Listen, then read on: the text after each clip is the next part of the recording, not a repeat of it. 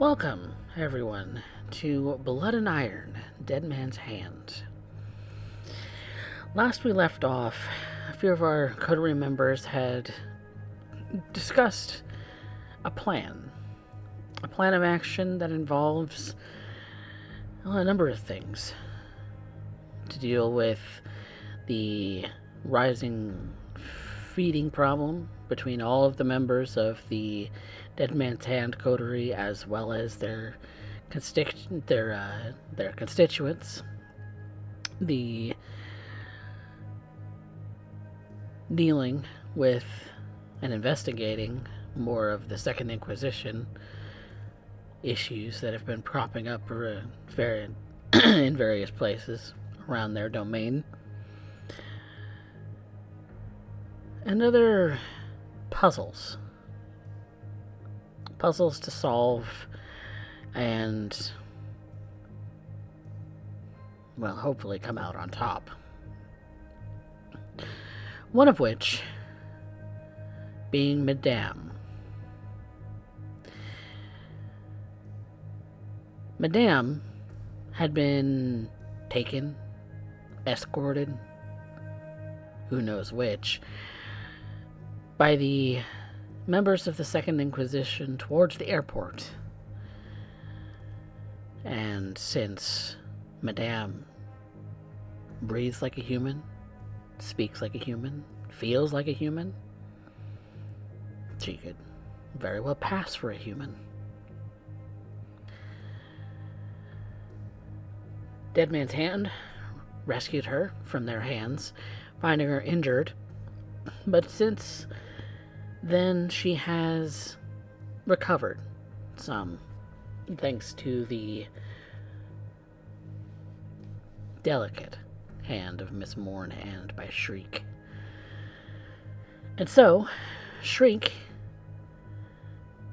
being the ever vigilant that he is, has made his way back to Miss Mourn's to speak again with Madame. See if there's maybe something new that she could shed light upon. Or maybe it's just to feed her more of his blood so that she could essentially not go hungry as a thin blood herself. And that is where we find Shriek. At the door of Miss Mourn's as she's letting him in. She's dressed in that black dress and cowl, much as she always is.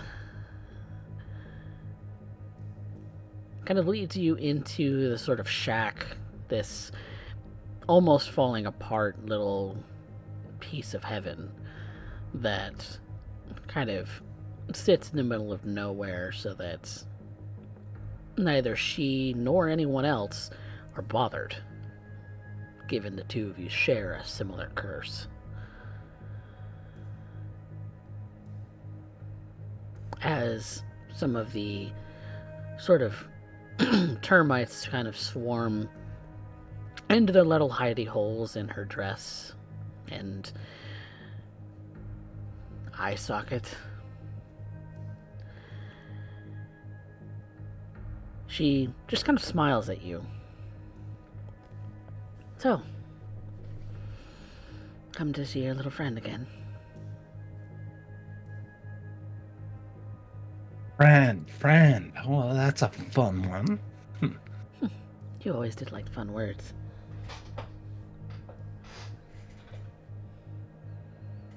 She is a member of your domain, isn't she? Yeah, that's about the long and short of it. End up looking after these little tykes. After all, they're just all so precious. A bunch of... There's a whole lot of issues that end up deciding to take up a Primogen's time, and I'm stuck doing this.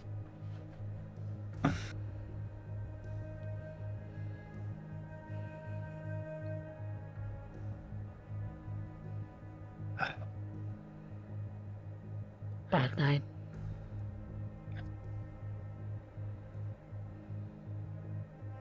recovering.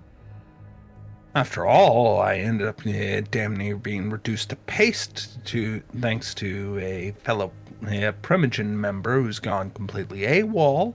I end up dealing with the Second Inquisition with an entire domain who seems to be pretty hell bent on just waiting for me to handle it, but won't end up telling me anything worthwhile in order to end up getting stuff done.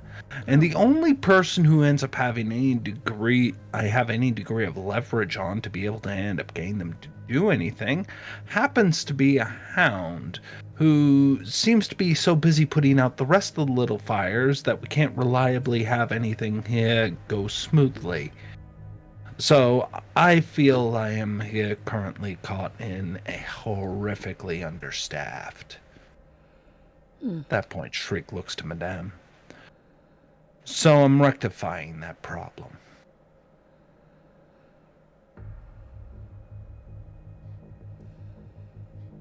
Well,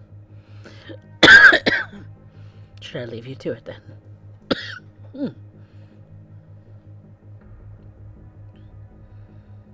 Of course, my beloved sire. He kind of rolls his eyes.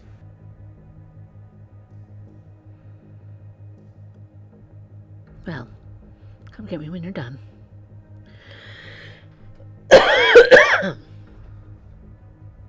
And she kind of exits out the room and kind of motions for you to take up one of the to go into the bedroom in which Madame has been sleeping. The bed, for lack of a better word, is rusted and crumbling for the most part. It's mostly just a box spring on the floor with a mattress on top, what you could call a mattress. It's barely even that. Kind of looks like one of the springs is poked out of the fabric again. A room you're not all that unfamiliar with. Used to be yours. No. Certainly not. Though I don't exactly have the fondest of memories here. Fact of the matter is I actually despise this room. Probably one of the reasons I ended up leaving here in the first place. I couldn't get out of house quick enough. End up spending a little bit of time here and realize things are trying to get in every orifice, and you're not even having fun when they're doing it. So, I end up taking a moment to look over my current guest. Madame is, I'm sure, healing, though incredibly slowly, as I pull up a steel chair, flip it around, open it up, and sit on it backwards, leaning onto the back of the chair, if over her. She kind of groans as she kind of rolls over to face you. Hello. Wow. Look who's awake. Starting to wonder if you'd ever come back. It's not the first time I've been shot. No, I suppose not. Your line of work put you in a lot of bullet sponge scenarios? No, they're very rare. Oh. Very, very rare. Yeah. It's only happened once before. And I've been around for a while. As I keep being told.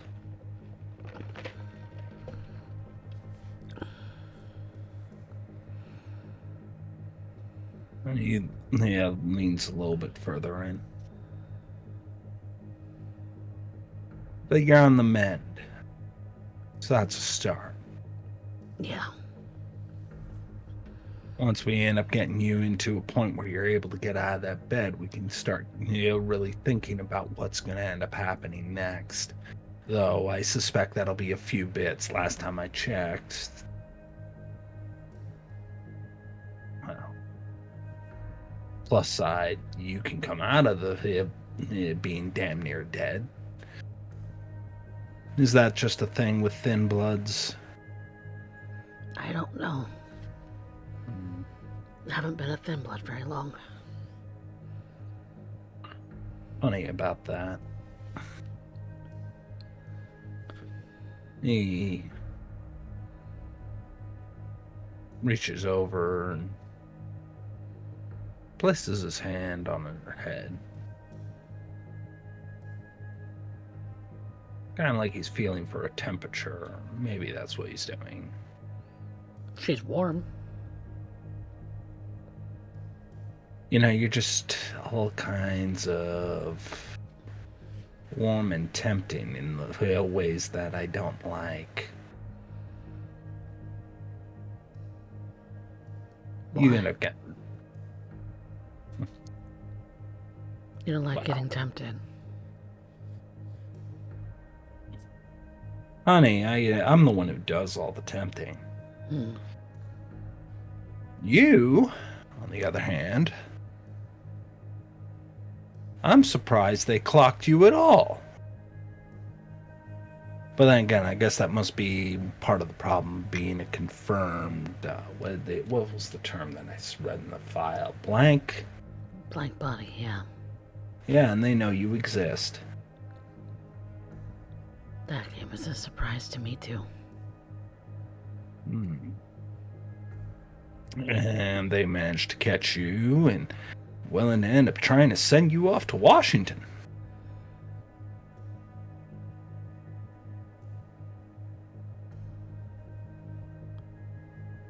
Didn't know that? No, I knew that. Okay. No, I knew. Extortion. That's what it was. Extortion. Yeah. Walk me through it.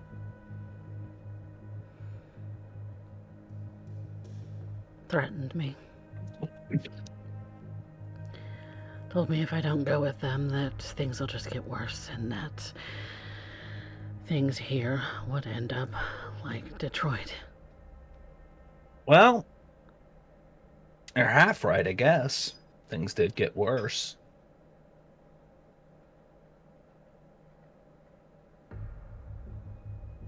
But not like Detroit. I suppose that's a win.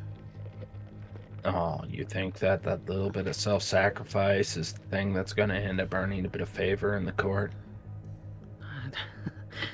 Whether I earn favor in the court is hardly anyone else's concern. What, you're actually concerned about what? People, kindred? You having me believe that you have some kind of conscience? I'm concerned with my own existence. Given the fact that you walked right into the Second Inquisition's arms in that regard, would tell me otherwise. Who said I walked into their arms? Well, you did say they were extorting you. They could have played that round. They caught me, took me into their van, told me I'd better do as they say or they were going to, I don't know, hurt the people I care about. No.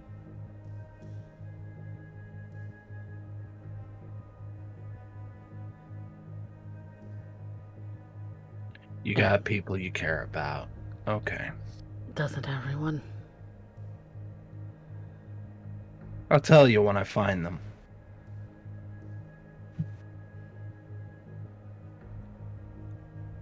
There are people you care about, whether you like it or not.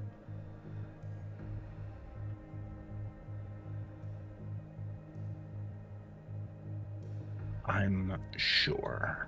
I'm told it's how we hang on to humanity. Learned that one from my sire.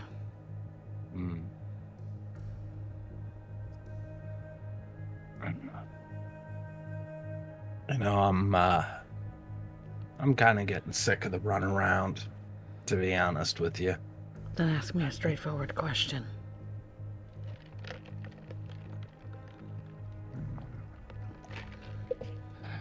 Not a lot of liking for Primogen, I take it. No, I have every respect for the title. Is said like somebody who knows how to play court. You get used to it. Yes, ma'am. No, ma'am. Yes, sir. No, sir. It comes with the territory. Doesn't mean I have to like it.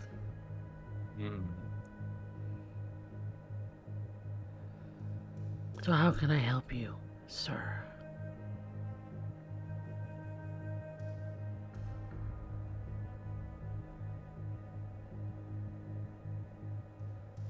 What do you know about what's going on in Arlington? Broad strokes. Broad strokes. Too many mouths, not enough feeding. Not enough. Well, I suppose that's an issue I deal with personally, as not a lot's actually stable enough for me here. The way that I go about things isn't exactly conducive in the suburbs. What do you mean by that? You like clubs? Used to when I was breathing. You would have been one of my vessels. Well, ain't that just a quick little turn? Honestly, I ended up wondering. Heard some things, but then again, it's kind of what I do. I know.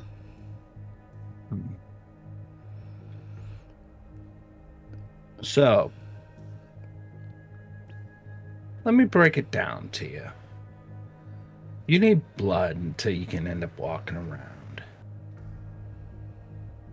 You're interested in sticking around, I'm sure, and you're not exactly in a means to, well, feed for yourself. And quite frankly, like you said, too many mouths. One less is definitely end up being a step in the right direction, I imagine. Until you decide to throw me away. Well, I can just end up ending it now. But What good would that do then, you then? it gives me one less mouth to feed, starts putting us in the appropriate track to end up gaining some degree of, well, stability right now. And we can really use stability. And maybe doing me a favor. Yeah, but then I wouldn't end up, then I wouldn't be solving another problem.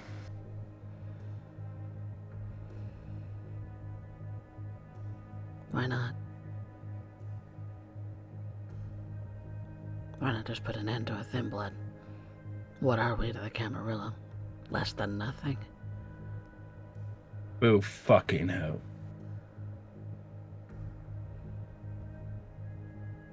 You'd be doing me a favor. No. I'd be giving you an out. Same difference to me. No, it isn't. If it was the same difference to you, you would have walked into the sun the second you realized that they were threatening somebody they cared about. They're not leverage unless they actually matter to somebody. Don't you think I've tried? So, we're in this position because of incompetence? Oh, I've tried walking into the sun. Doesn't work. Doesn't work. What? Couldn't find somebody to be angry enough or pissed off to hit thin bloods enough to end up taking your head clean off? Come on. I mean, if you're really dedicated to that, you would have found a way. So you're still around for some reason. So what are you still around for? Beats me. Well, could, but it wouldn't be that much fun. Oh. Boo-hoo. No, you'd like it the other way around, wouldn't you?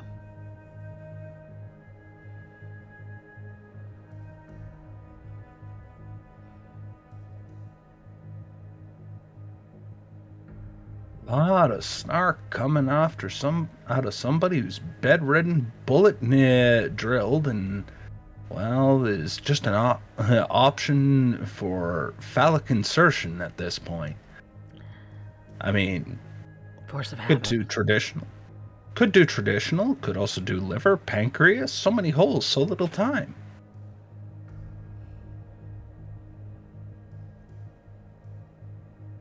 Really?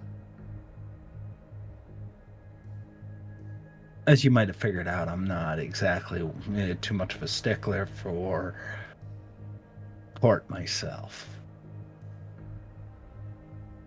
Shame. But I'm also not interested in that from you. Very rare. That's a rare one. What? Somebody not being interested? At the very least, people like the way I look. Sometimes they like the way I crack a whip. Well, thankfully, I might actually have use for a whip cracker.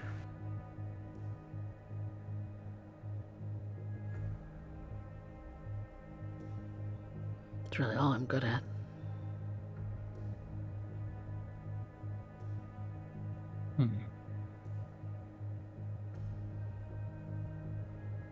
I don't have anything else. And even that doesn't really get the kind of clientele stability in the suburbs.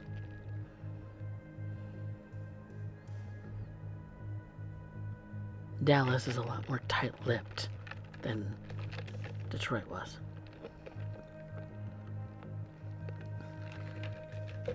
Wow. Certain levels of degeneracy just can't be tolerated around here, I'm sorry to say. Doesn't mean we can't have our own little bit of fun. You just said you weren't interested.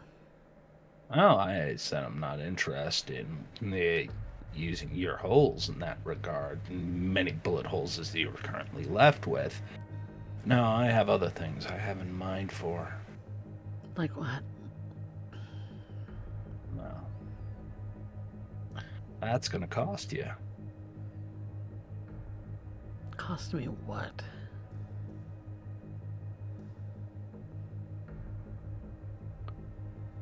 You need blood. I'm willing to give it to you. And I know what that means. And given the fact that you don't seem to care one way or another, there ain't much I'm taking away then, now is there?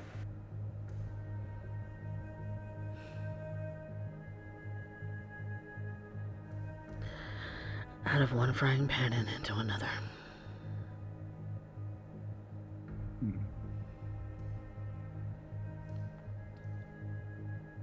Just when I thought I had some degree of leverage of my own destiny.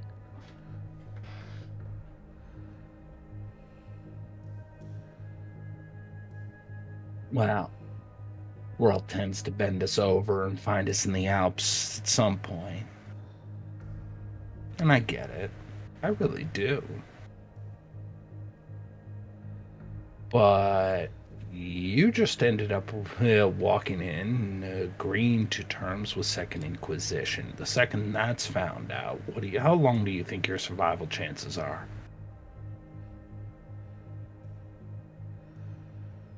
Pretty close to zero. And you're a known blank body, so I'm pretty sure that drops it by a few more points.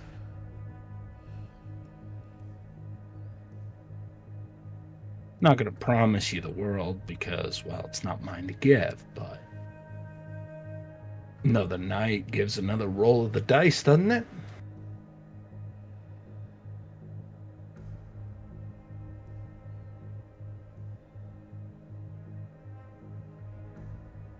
And you won't tell me even a clue till I agree to this. Tell me something I don't know, and I'll consider giving you a little bit of insight.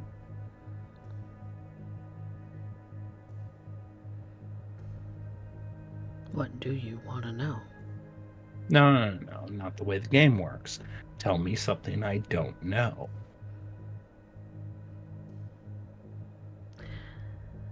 That's a very broad question. He smiles broadly.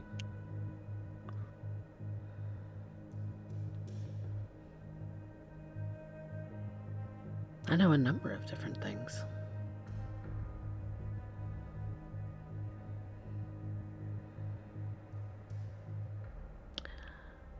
Like...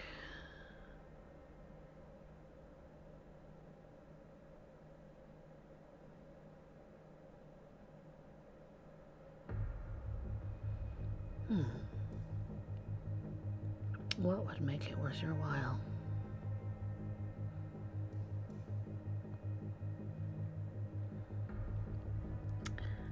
Let's see, what do I know? That's a very good question.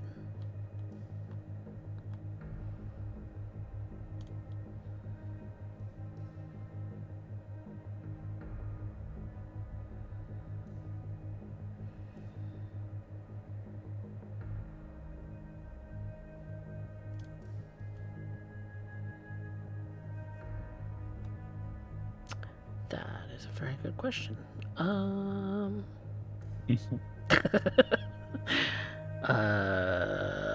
Well, she doesn't know a whole lot about that. Well,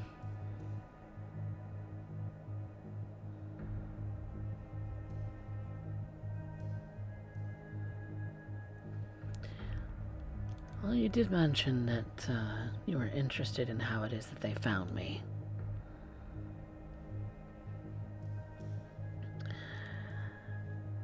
I don't know all of the details, but I'm led to believe they've been following me.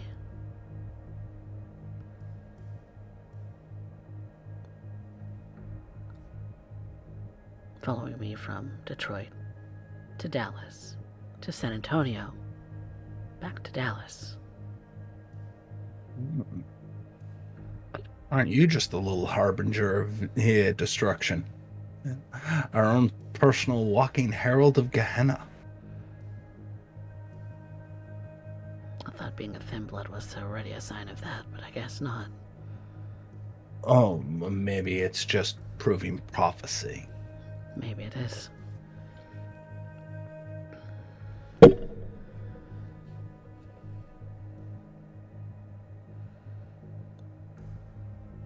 I wasn't always a thin blood. You were a ghoul. That's right. Pulled around and, tossed around for a bit. Not an unusual circumstance, I imagine.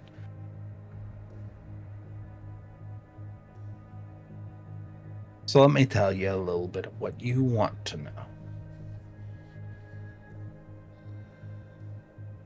Short-term solution would be to end up removing you from the board. But if I did that, I would end up losing one of the few times I get the opportunity to end up having a more, shall we say, agreeable following.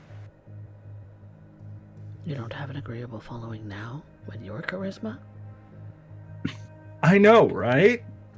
It's like they don't know a good thing when they see it. Exactly. So, I need somebody I can work with who I can trust, at least to some degree. Someone who has my best interests in mind. And the only way to guarantee that is with a blood bond.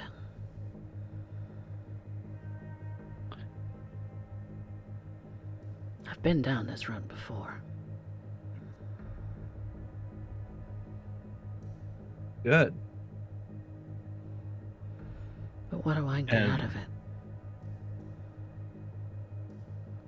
I'm handing over my free will to you. You get not to be ashed for the next little eternity. That's not good enough. Really? You just ended up admitting that you went along because they ended up threatening. You were concerned about your humanity. I don't want to have to escalate it further than that. I really don't. Not good enough? What do you think's gonna happen when I'm being asked to investigate exactly what the hell kind of leverage they had on you? Why is it they could keep following you? Where they might have tracked you?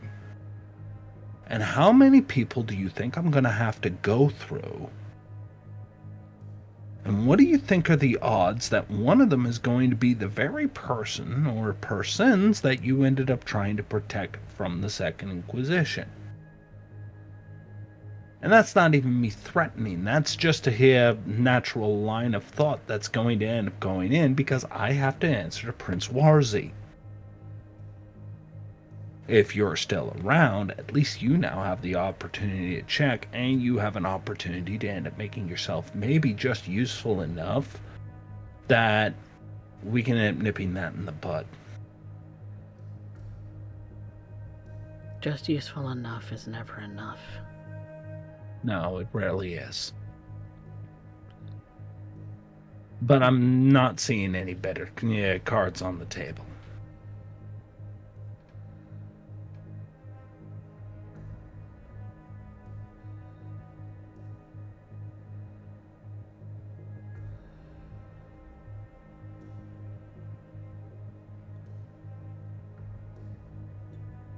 You want me to be someone you can trust at the cost of maybe being able to live. Better than the guarantees you currently have set in front of you.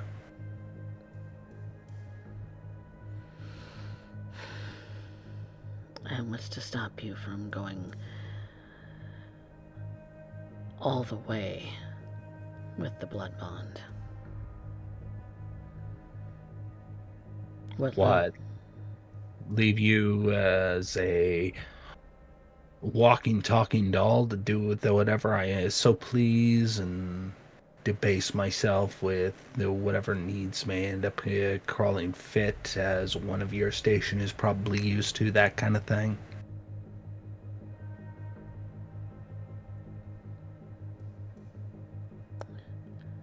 The degree of freedom that I have right now is the most Wasn't. I've had ever. Should have thought of that before you started end up delving into this game. We're all shackled one way or another. Most don't realize how. Most can't even name the person who owns them. You at least have that luxury of knowing exactly what the score is. But I'm not here to argue with you. I'm here to end up knowing, am I going to end up having an ally within this domain? Somebody who's actually interested in getting it up and running appropriately. Somebody who wants to be close to the power that we currently have. And somebody who wants a second chance to end up going. Eternity's a long time to end up trying to maintain a blood bond. Eternity is a long time to maintain anything. Yeah. Or do you take the guarantee, which is if everything goes the way it naturally wants to progress without any intervention, leave you ashed probably a lot more people dead, a lot more than are required, and me looking for somebody else. How does it feel to be in the exact same position she was?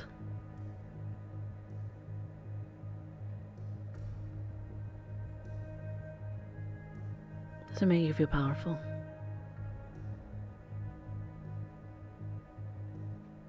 Exact same position she was.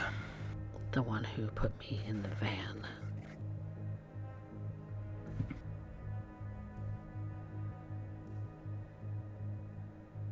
No. It doesn't make me feel powerful. Honestly, I don't even think I'd be able to end up knowing what that felt like.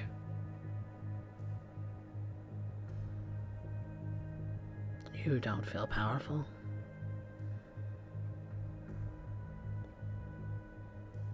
Not particularly. Primogen has the ear of the prince.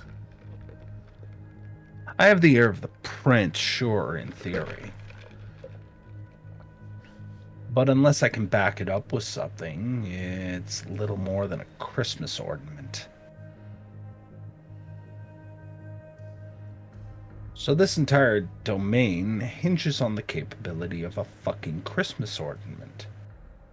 And if you didn't, and you already know that, because if you didn't, you wouldn't be talking to me the way you are. The way I see it, we're equals. The difference is one of us actually has an option to change the fate that's going on and is offering an option. And I will note, if I felt that strongly about it, we wouldn't be having this conversation. You could just ask. Who would I be to say no? You could pretend.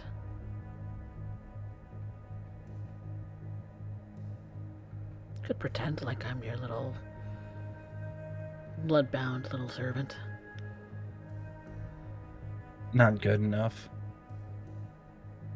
My position doesn't allow me to end up taking maybes. Not at this point. Not with what's going on. It's too big. Then I'm clearly out of the loop. And there's a way to get in the loop.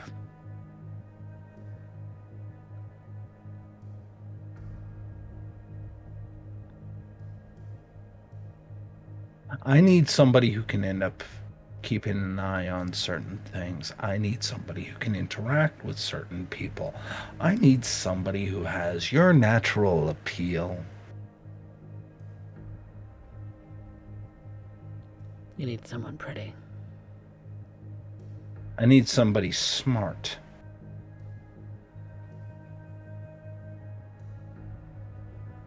So I'm curious as to why you're acting so dumb.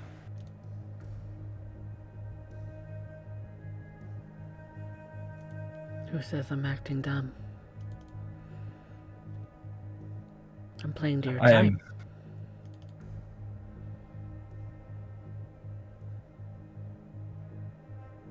What do you know about my type, darling? I mean, really, what would you possibly know about my type? She kind of studies you for a moment.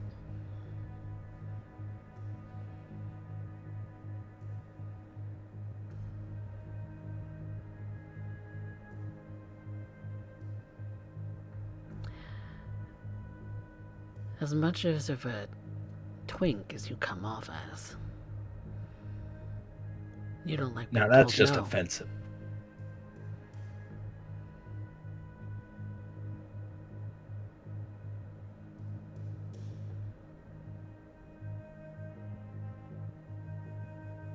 You don't like being told no.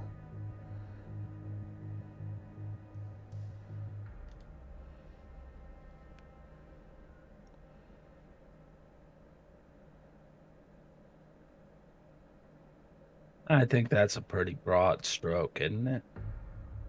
Maybe. Think my types aren't just about no and yes.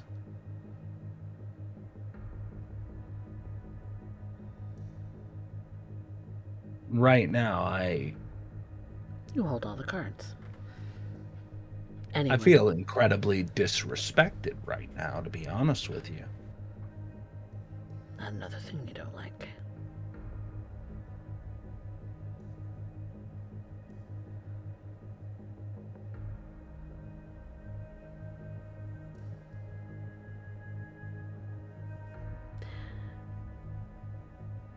I thought you were playing to my type.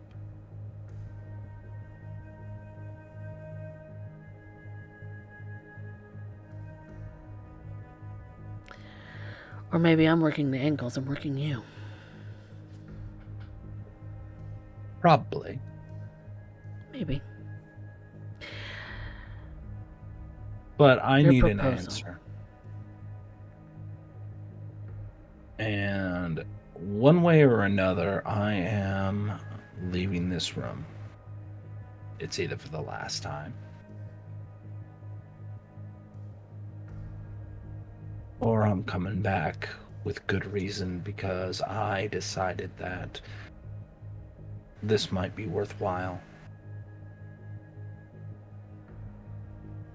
That's the only reason I'm considering it.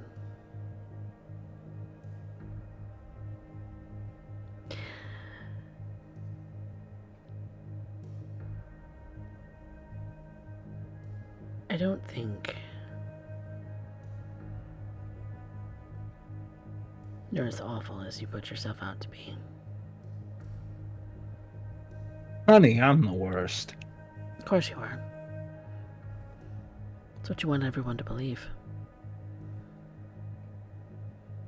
Now, you think that I'm gonna end up being the goody two shoes here to end up trying to end up saving some thin blood? You care about something. I'm sure we all do. I mean, come on. For you, it's more than just ambition. Well, I do like my fishnet tops. Those were so 80s. Hey, honey, what's old is new again, and I like the term retro. The 80s haven't come back again, honey. You don't have Farrah Fawcett hair. Oh, please.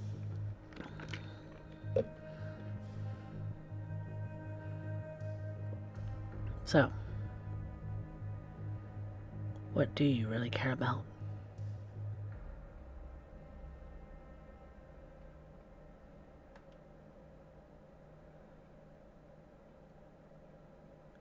It's obviously not me.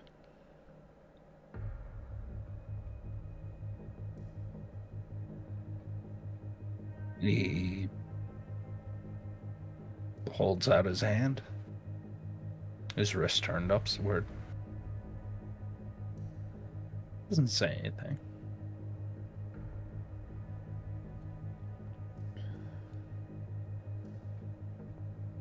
And you see that fangs do appear.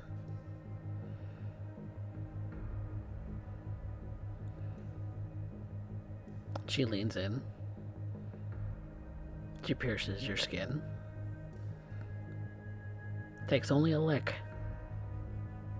No. Take more. Take more and heal up. I'll heal up at the speed I heal up regardless. Yeah, but I don't need you getting hungry in this room and causing a ruckus. I don't suffer from that. You don't need blood. Keeps the engine going. But there's no fire in that engine.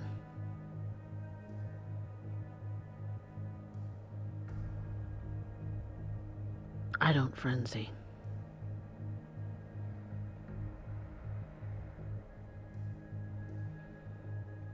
Not like other kindred do.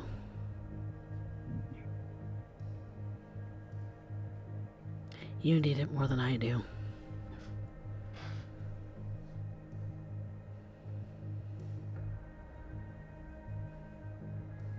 Doesn't make it any quicker for me.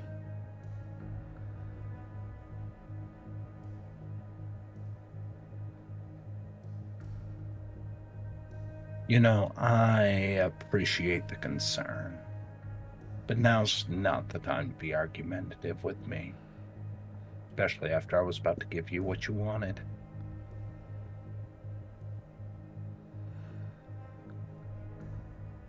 She rolls her eyes and goes in and starts to drink from you properly.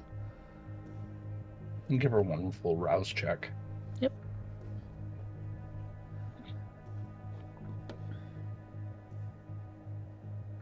Or not even a rouse check. I'm going to give her 1 full point of hunger. Okay. And as she finishes,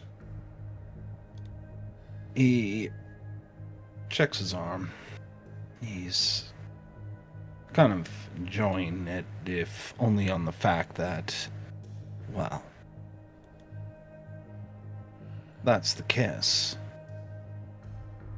Thin Bloods might not be as potent, but it's still pleasant, and it's a reminder of what it's like to be on the other end. But he eventually moves himself from sitting in that steel chair to sitting on the side of the bed.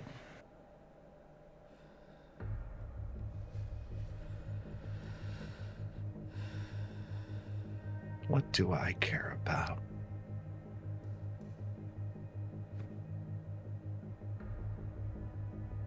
I care about the fact that I am sitting on a powder keg. I'm trying to make sure it doesn't go off. I care about the fact that it's all the miscreants and troublemakers in this domain, and I'm trying to end up doing everything I can to not suggest mass executions. You Or don't even want the another smallest purge. one. I'm not the one who's going. I'm not wanting to be the one to have to call that. I want to end up having people who understand exactly what it is we're doing here. To understand that we can't have any more. And to understand that I want to do everything possible to not make it a case of us having more mouths to feed. I want to make sure that we're able to feed the ones we have.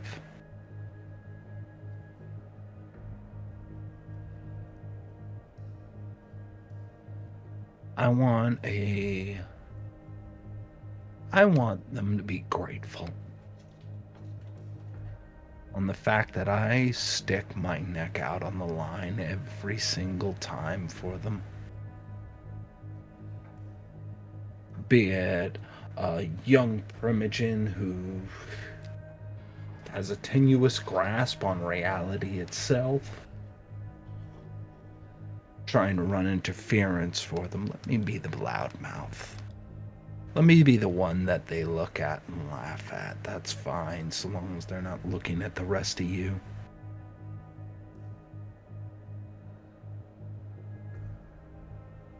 Let's keep that little psychopath Cynthia out of the equation.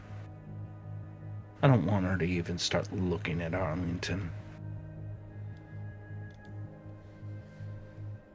I want to end up showcasing that if we put it all together, we're able to not only sustain ourselves, but we're able to offer enough to the prince to end up gaining some real bargaining power, some real leverage. I want to end up taking that old fuddy-duddy that we currently call our neighbor And tell the dear doctor to shove it. That he can't just dump his garbage on our lawn. I want to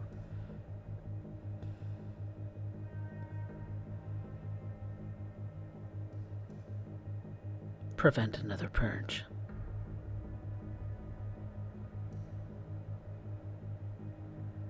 maybe. 'Cause Maybe God I forbid just want. that this domain go up in flame again.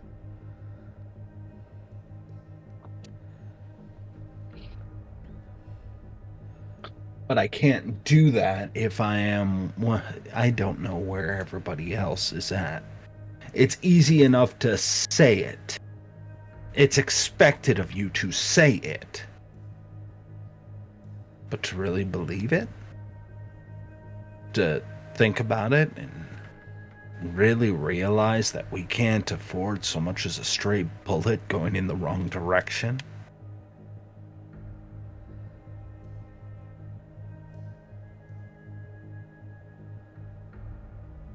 So, yes, madame.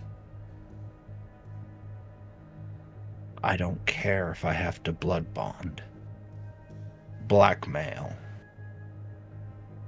extort. I don't care if I gotta end up putting somebody in concrete. They put a threat on my domain, my little portion of the kingdom, and I will shut that shit down.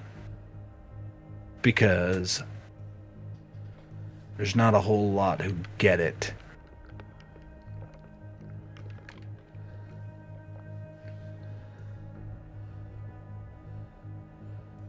I may be one of the only people who gets it. Maybe. I watched a city go up in flames. Literal flames. But I can't leave anything to chance. You understand that? That there is no one I can go to and be 100% confident that they're going to give it their all, or not going to get sidetracked, or not just going to ask me to do something, then sit in the background.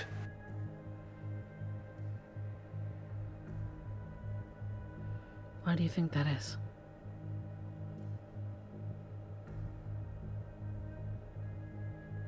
Even some kindred have some degree of trust in some others. Yeah, and no one's betrayed by their enemies. And that's what the court is. It's a bunch of enemies. All looking to take each other down a peg, all looking to see what they can take from one another. And that's fine. I can play the court. What I can't do is play the court and play my domain at the same time. I need my domain actually behind me. I need my domain ready that when I end up saying this is how it's going to go down, they understand the score. Not just yes, sir, because title of Primogen, but because they actually know. They actually believe.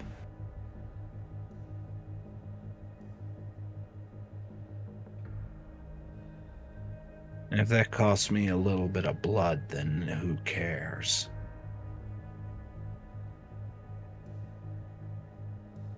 I got a couple of twins. Or pardon, I got a pair right now. Twins, really, who currently are having a big issue feeding. They got it settled for a night or two, but long-term prospects? Not likely. What seems Worse. to be the issue? One has a need to be a cannibal. You know, like not a whole lot of blood-rich organs. Organivore. Yeah. I've heard of that. Yeah, and they're a matching set. Don't Two. know who embraced them. Yeah. Like I said, they're twins. Both are organivore?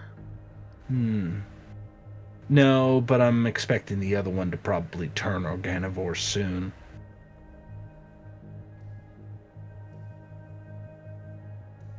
It's not. It's a rare condition. Yeah, rare, but we happen to catch it. Who. And you said you don't know the sire. Yeah. Trying to get to the bottom of that one. Is it possible they were created?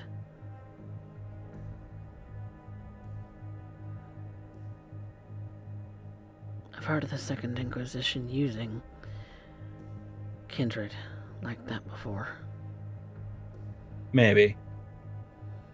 Let's say that I'll entertain that idea. Though the idea sickens me a significant amount. It's not unheard of. It's not unheard of.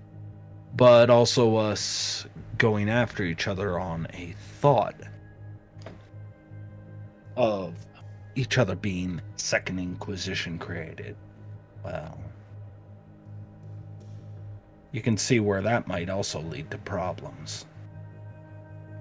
So, I want to do unto them what I'm planning to do unto you.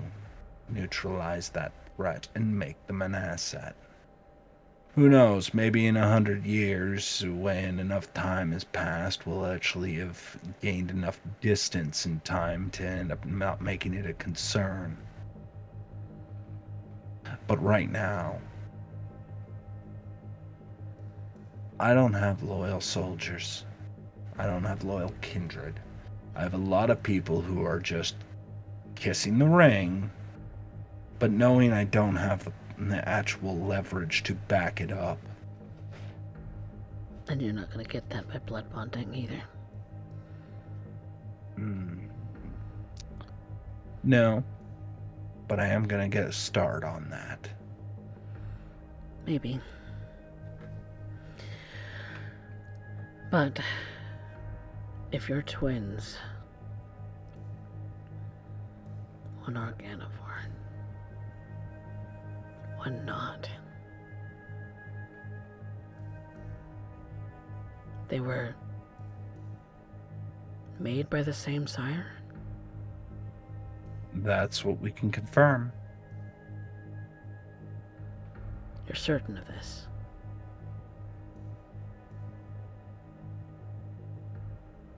No, I'm just trusting a fellow Tremere, or a Tremere Primogen.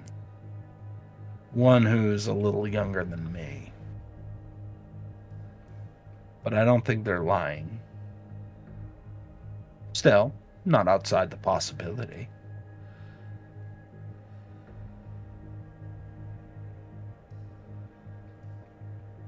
Interesting. That will obviously require more research. But,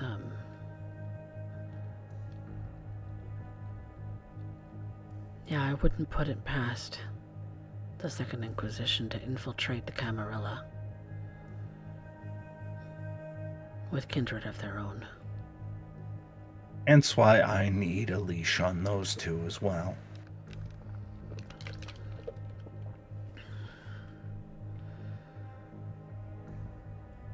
You plan to leash the whole domain? No. Won't have to.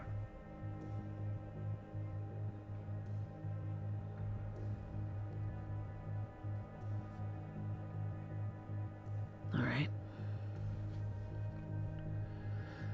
Especially if you are what I think you are. And what do you think I am?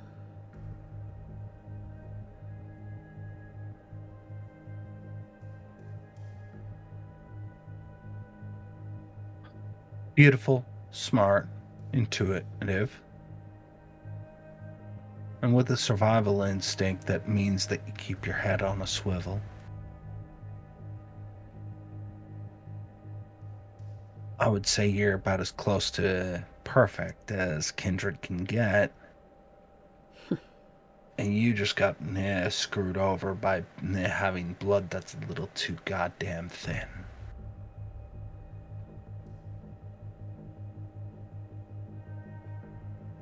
I had a lot more ability as a ghoul.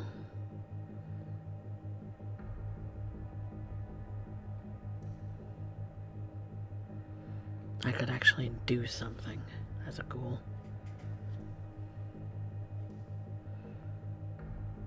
You can't do something now. I'm nothing now. Less than nothing.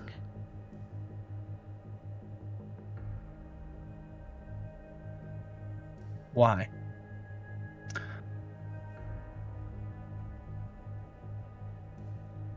Because it was taken away from me. By becoming a ghoul? No. You were a asset, and now you're not. I was a powerful asset. How? By mimicking the powers of those who commanded me.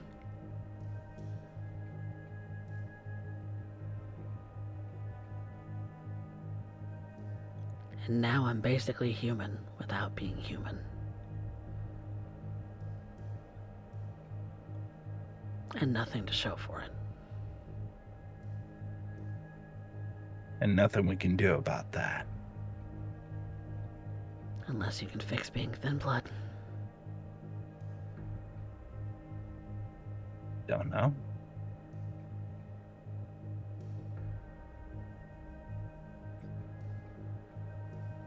I certainly don't know of a way.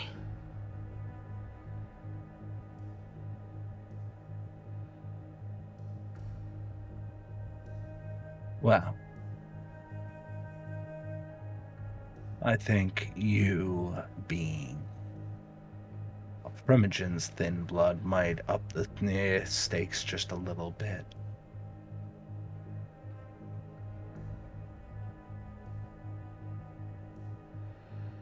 Perhaps you're right.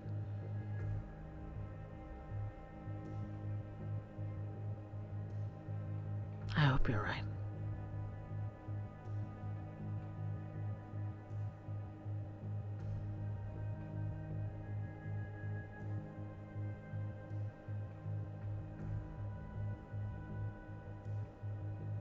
I hope I am too, madame.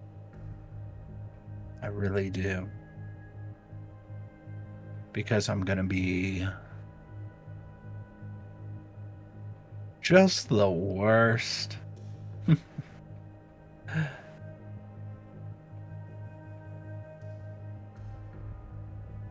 It's nice that you care.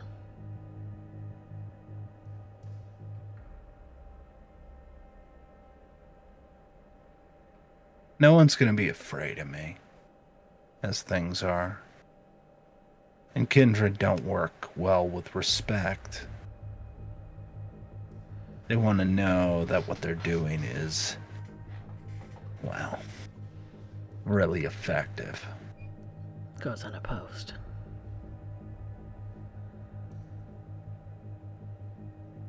I don't get that option.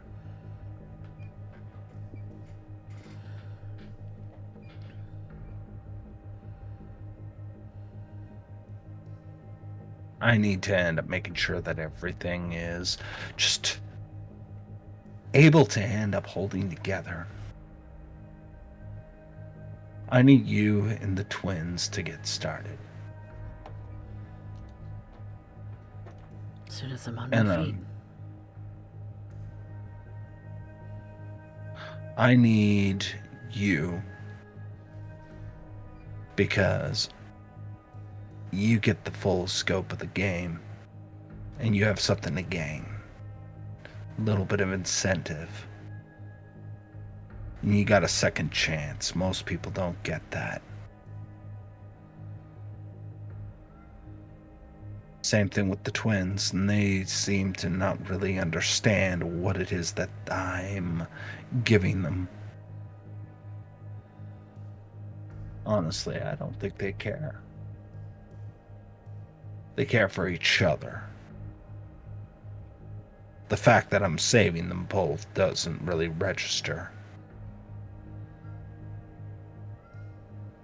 So I'm feeling very, very taken advantage of lately. I don't like it Maybe too they're much. just dumb. Maybe.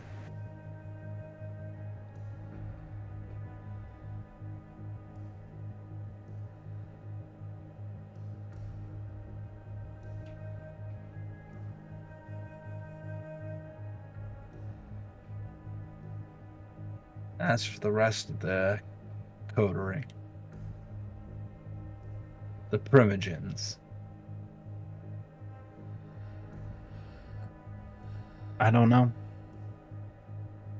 Can't trust a Tremere. Malkavian's not exactly all good, and I end up having a Lasombra out there ready to end up taking my head off at a moment's notice. I'm going to be spending tonight looking for a new haven that we can move you out to.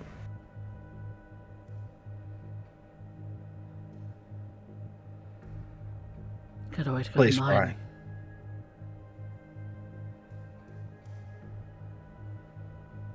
Madame, if I did that, your entire apartment would be destroyed. It's a house. That makes it worse. Everything being eaten, infested. Bedbugs will be the least of it. It's not any different than what's going on here right now. It is different. It's yours.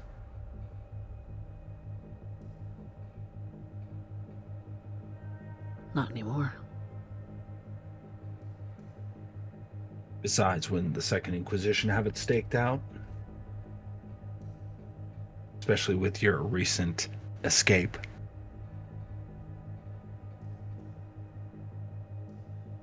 I think they're all gone. I don't think so. I think they'll keep looking. They'll keep hunting. It was a party of 4. That's all there was. For now. Now 4 have gone missing. As in One of only them. 4. They don't have backup.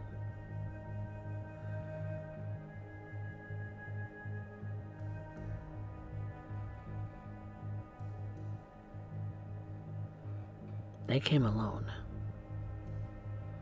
Who else knows that? You and me. The termites.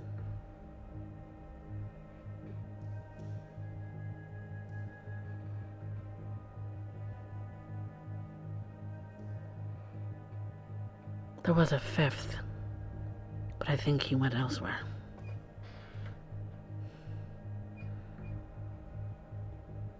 One of the Second Inquisition is being held.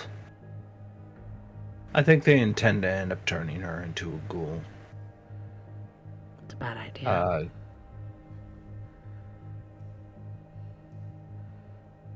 All we have are bad ideas. We don't have a foundation to go off of. And until we do, more than just a primogen title, but actual leverage, we're scrambling. Because we're responsible for a powder keg of a domain that is overpopulated, not well fed, kindred are ready to frenzy on a moment's notice, and I'm going out hunting for 5.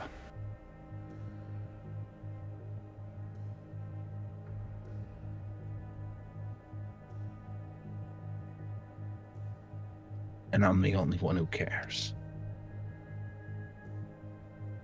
Seems like you're the only one who understands that that's by design.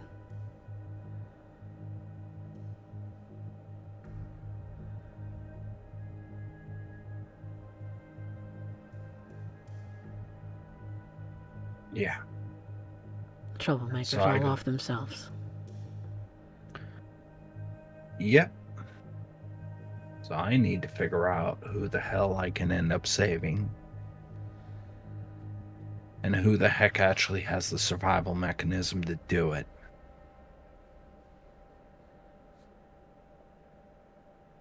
Certainly wish you luck. I don't need wishes, madame. I'm laid up at the whole moment.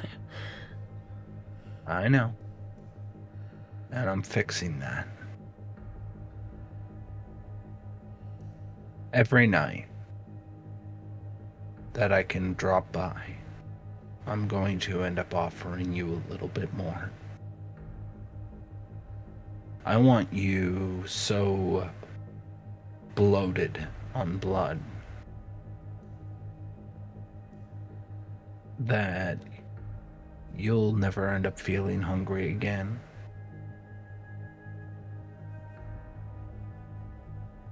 That is wishful thinking.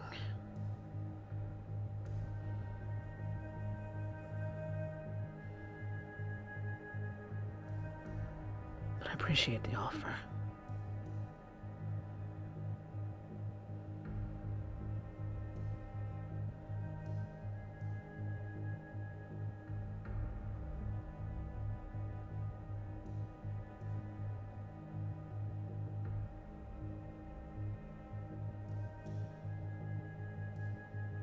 While you still have most of your mind left to yourself, while I'm just still an errant thought,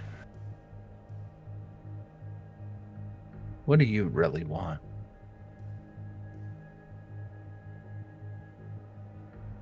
Given how we know how this is going to end.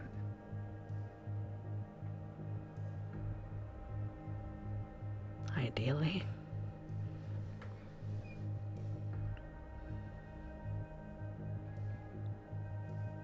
Freedom.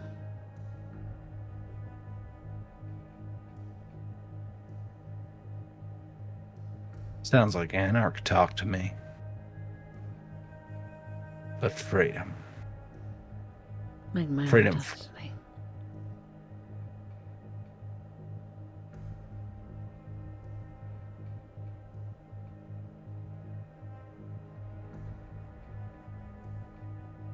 I was Gould when I was 19 years old.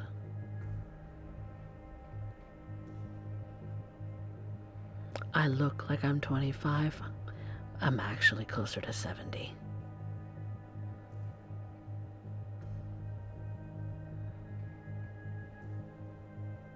Lost track over time.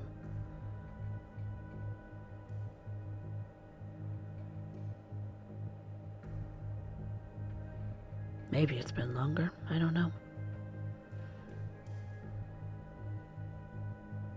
Well,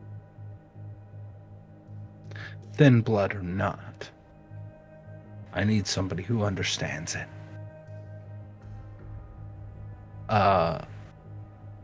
Shall we say confidant? Or at least somebody who understands what I'm gonna do. You want your freedom. I want this domain.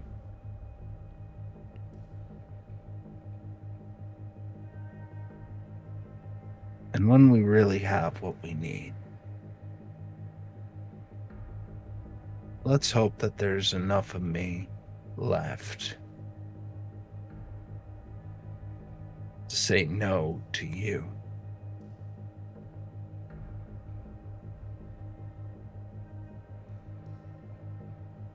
What do you mean? When you come back for your last fix. And then you'll tell me that you want to stay with me. That you need it. And I tell you no, and you will beg me to not let you go.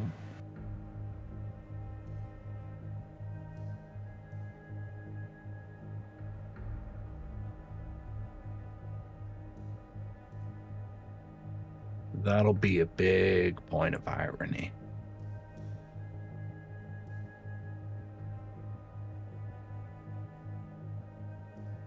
Who knows, maybe by then you'll have warmed up to me. But until then, he places a hand on her hip, her leg, pats it. I'm gonna be here playing Mama Bird, and I gotta go eat myself. So you think about what we just talked about. I'll be back soon enough for you to get a little bit more fill. Happy hunting.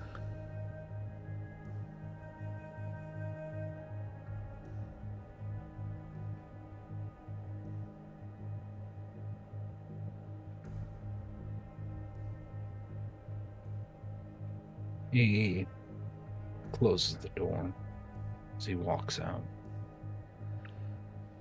He rubs the inside of his eyes like he's got a migraine. His brain going to all the places that he can imagine this blood bond is going to take him.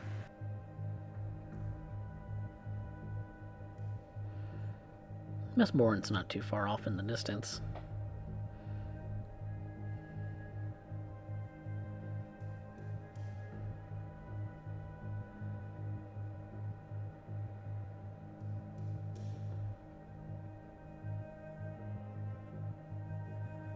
He goes to her. I'm going to go out and feed. All right. Figured I'd give you some privacy. I figure you were listening in through a cockroach.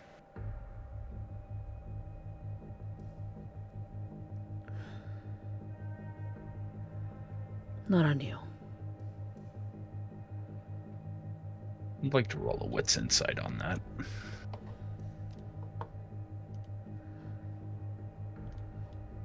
All right. Wits and insight. Detect lies counts as a modifier or as a specialty for this? You can.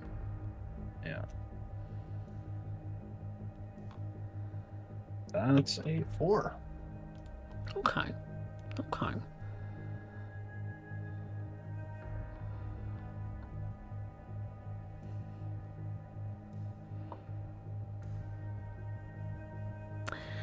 You get the sense that she might have done so in the past. You know, keep an eye on you. Keep you kind of under her watch while you were still bound to her, in a way, by Camarilla law. But since you've been released, maybe it's different. She seems to be genuine.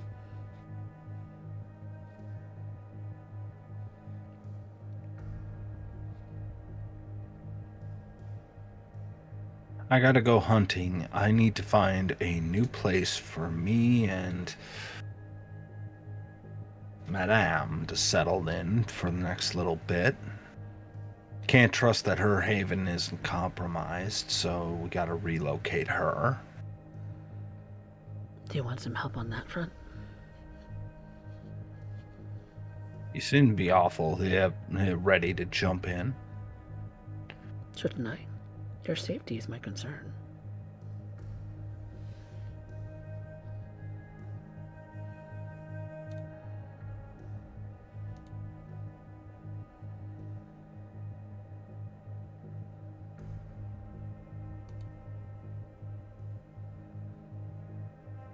What are you on about? Or, pardon.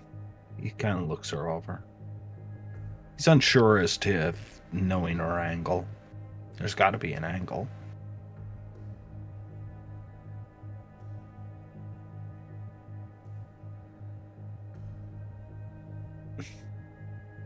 My sire, I would be honored in your assistance. But the assistance I am really looking for at this point is to...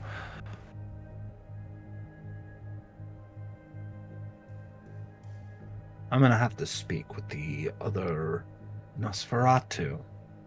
And that's just going to go along swimmingly.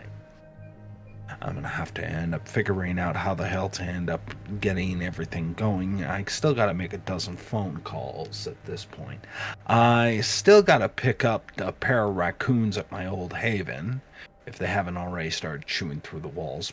Probably in the closet right now. They better not have chewed my Bogart up. I swear to God.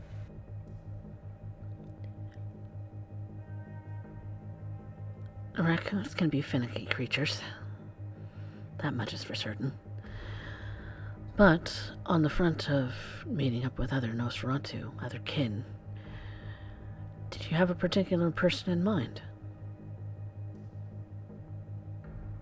No, not particular. Just anyone will do. Anyone who's contacted, anybody who really knows what the hell they're doing. Need to trade information on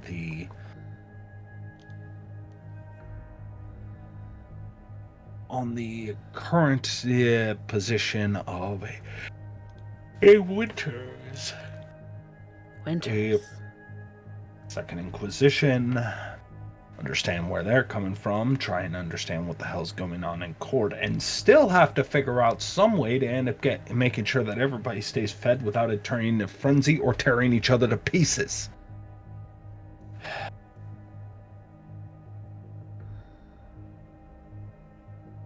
Because it's either that or something worse. And I am trying to make sure I've exhausted all avenues before I start saying, okay, all of them, public execution, make it clear, reinforcing Camarilla traditions like as if I was Warzy himself.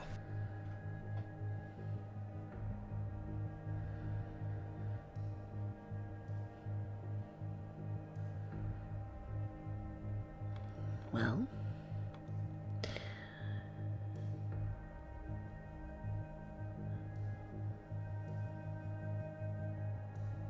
there's always Morgan. Have you met Morgan?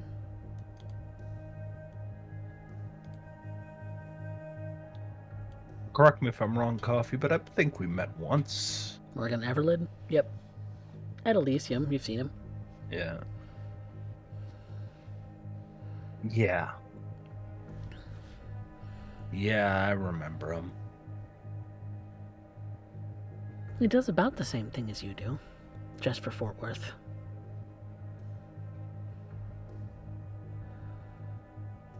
Well, most of the Dallas-Fort Worth area, actually. Might be good to end up trading or exchanging notes. He's well connected. He's probably the most trustworthy of info brokers you'd find. And I'm not. I get that. Reputation and all. Wow. No, you're just low on experience.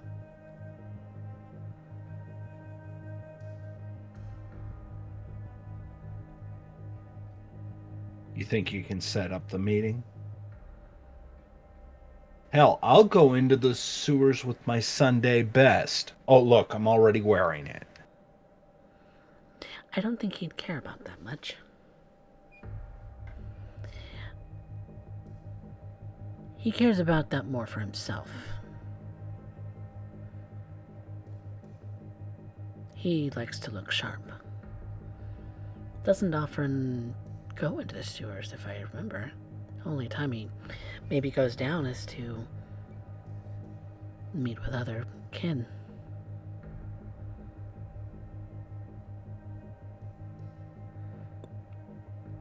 I need something more than a sewing circle. And I need to figure out how the hell to end up reining in this domain before it spirals out of control. I still have to figure out how the hell to rein in the twins. How to be a primogen is not going to come from anyone else other than the primogen. And they don't like us one shred. Oh, I don't know. Primogen Abraham seemed to have a little bit of a kinship to you. At least when I saw it, Alicia.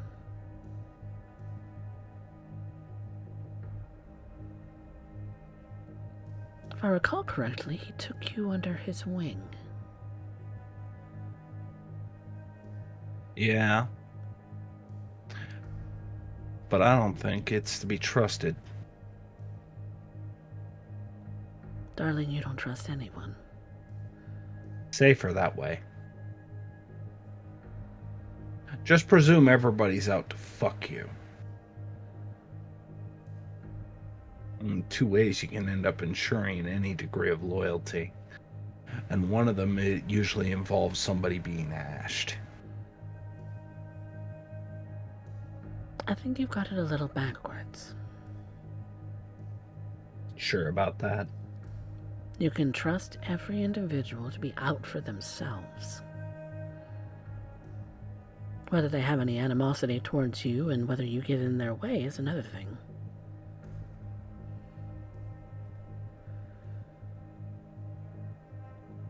If you get in their way, well, one can only blame themselves.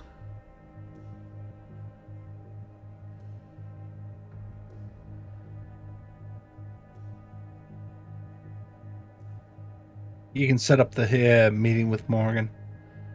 Yes. And the primogen. With the primogen, will take a little bit of work. But I do have connections. If you know where he is, then I will end up meeting him myself. Like I said, the primogen will take a little work. Then I'll end up asking Morgan. 2 birds, 1 stone. And take some of the workload off you. Oh. I was looking forward to getting out. 17th century here, the funeral attire is fitting for you, but it's not exactly something I think a lot of people will suddenly turn a blind eye to. Especially here. No. No, that's not true. Goth clubs and goth circles seem to like it. Yes, but they wear it as a fashion accessory as opposed to you, where this is the closest to modern you have ever dressed. Oh, come now. I have dressed in much more modern clothing. It's just been a while. Victorian era while. Not since you've been embraced.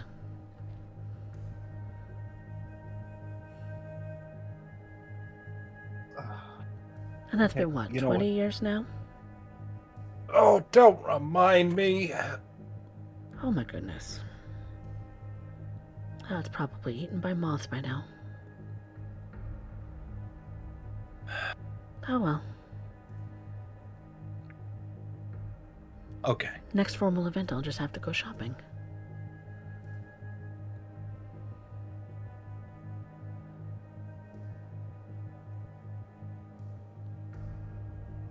Clearly. Out of curiosity, do they? How do you look in pine? Pine.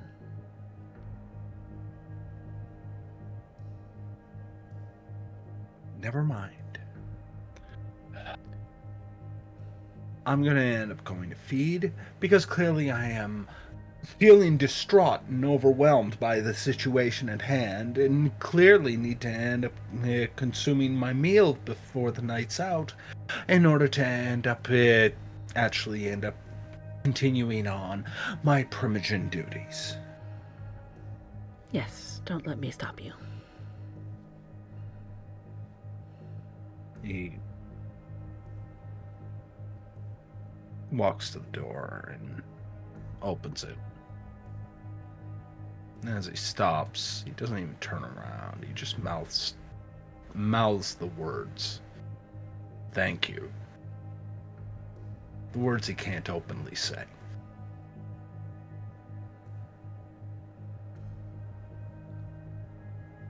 She just watches you leave.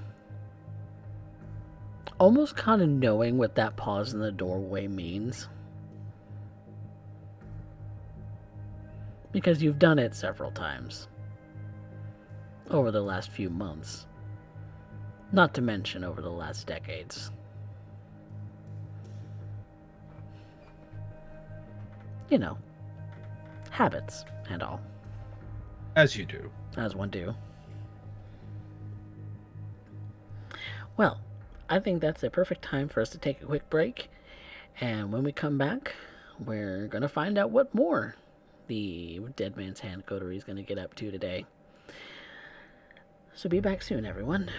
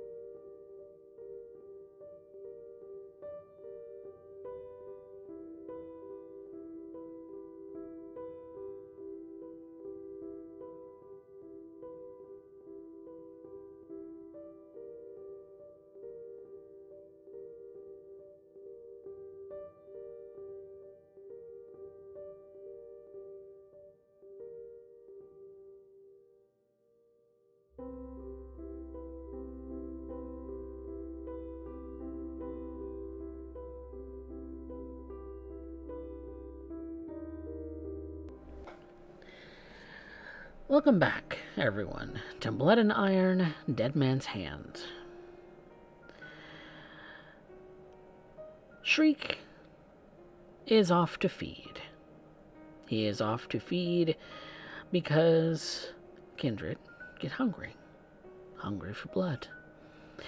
And he just spent a bit of his making a blood bond with the Thin Blood Madame, a refugee from the events of Detroit. And so, with both of our kindred, Anna and Shriek, needing to feed, I think it's a good idea to kind of knock out these two birds with one stone. So I would like you each to roll your feeding roll. Now you're both under Hunger 3, so it is a controlled feed. So there shouldn't be any complications. Twink, wink.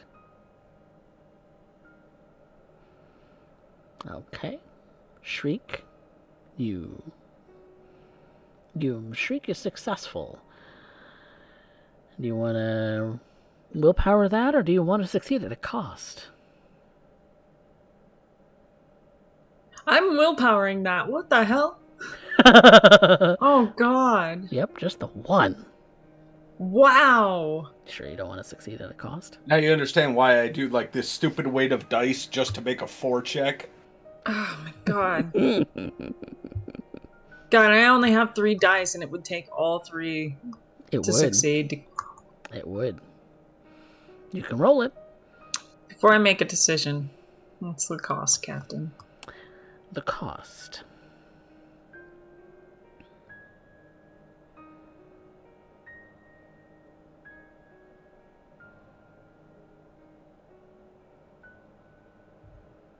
Aggravated willpower damage. We'll make it easy. Done. Just one? Just one. Just one. We don't get a whole lot of succeed at the costs. No, we don't. So I like to make them meaningful when they happen. But we'll keep it simple. Able to successfully feed without any complications. Controlled feed for both. And you are free to go about the rest of your night. And so, we're going to pick up with Anna, who has decided to meet up with her now ghoul, Dr. Cohen, the group therapy leader of the addiction circle that she participates in, treating her hunger for blood much like a drug addiction, as it provides a very, very comforting high, but also comes with the drawbacks of frenzy if left unchecked. One must sustain. One must give in to the fix in order to stay sane.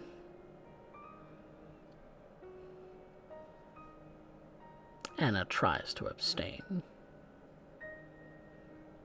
Tries to keep the hunger at bay as long as she can, without losing herself. But frenzy comes for each and every kindred.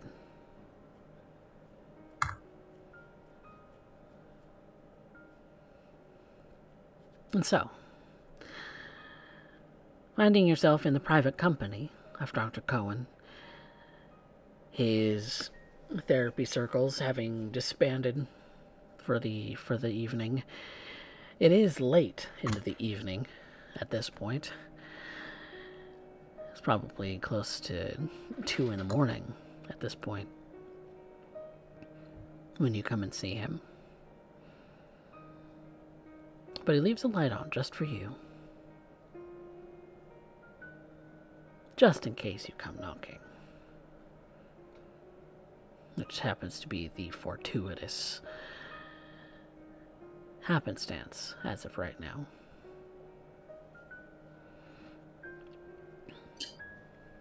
He probably doesn't see me at first. I'm silent as I move, remain by the door. And I watch him as he goes about the matters of closing up for the night, rearranging furniture and cleaning up miscellaneous pieces, sweeping, putting down tables. Papers back into file cabinets, pencils into drawers, computer turned off. Until eventually turns around and sees me there. Oh my, you gave me a fright. My apologies. I didn't see you had come in. I didn't want to disturb you while you were busy finishing up your work. Oh, that's... You know you can come in anytime. Thank you.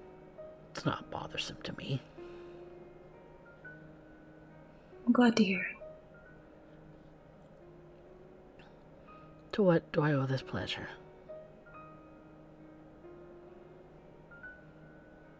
It would be strange if I said I missed you. Oh, well, that's very kind.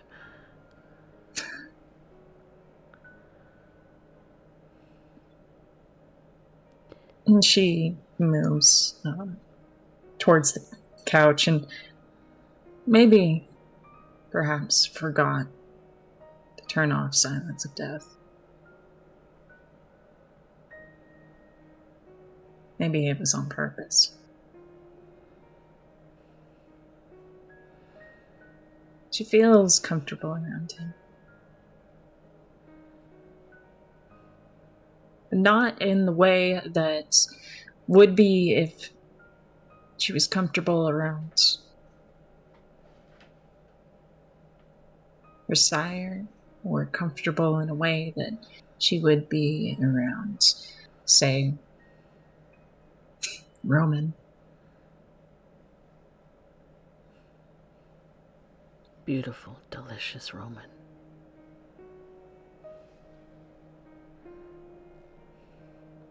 It's the kind of comfort that comes along with feeling like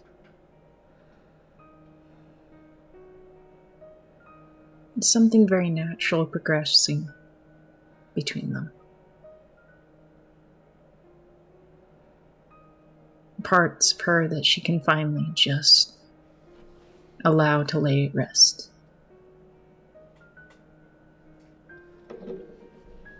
She can be broken. She can be crazy.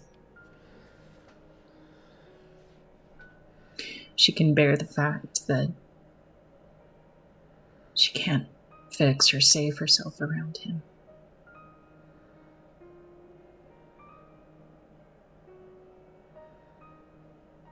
Probably because he said he would be there.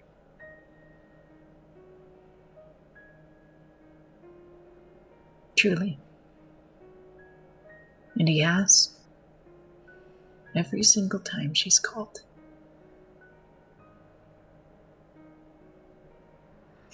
She seats herself comfortably upon the couch. And he sits himself on the other couch that's kind of shares a corner with the couch you're sitting on. How have you been lately? Haven't talked in a while.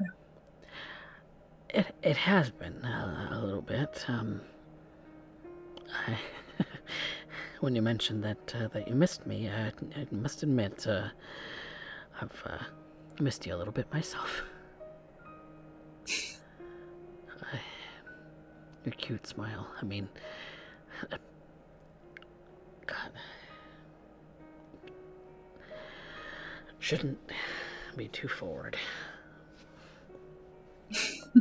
But I don't know. Things have been going rather well.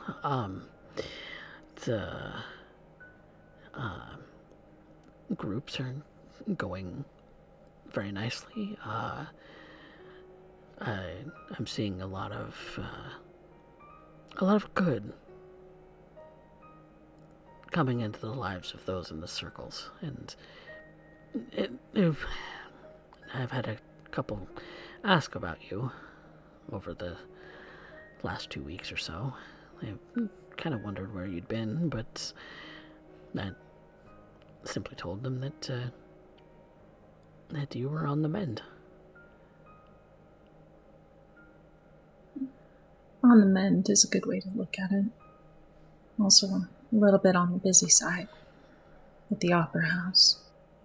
That's understandable. I mean, that whole place needs remodeling. It's true. It's come along quite well, all things considered. I'm excited.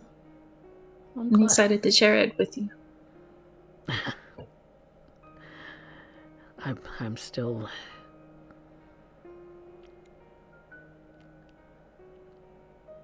I'm still curious about that, actually. Just...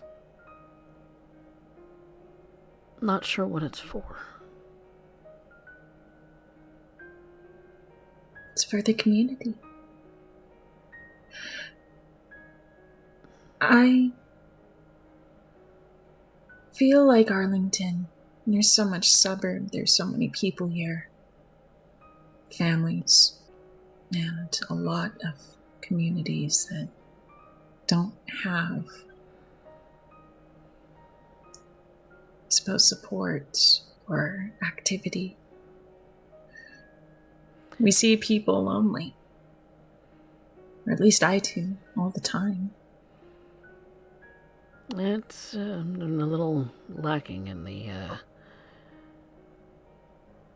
the activity department, but being so close to Dallas, I mean, it's a 15-20 minute drive to just about anywhere there. A lot of people just go into the city. I mean, like, community centers. Any community could use a community center. Activities for kids for after school, that sort of thing. That's what I was thinking. You know, good civil planning, as they say. I'd heard somewhere that you can gauge the health of a neighborhood or a city based on how many recreational spots are within a given radius. Especially those of a free or affordable nature. Precisely. I don't know anything about city planning, but it sounds good. For me, the way I view it is that I think having somewhere that people could collect, develop a community at, recreational, could go to witness arts, culture, that kind of thing. Get to know their neighbors. Genuinely. Something that's much needed here.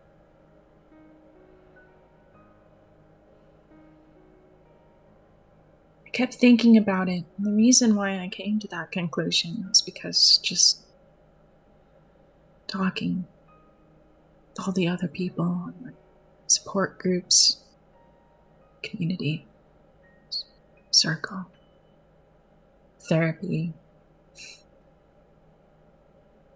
They're not just the addiction.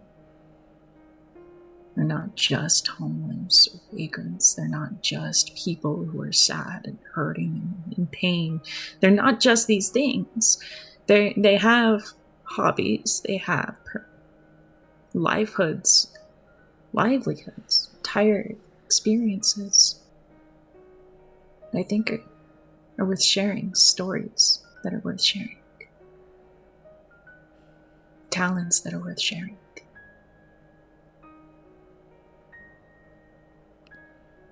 I want to think that we can.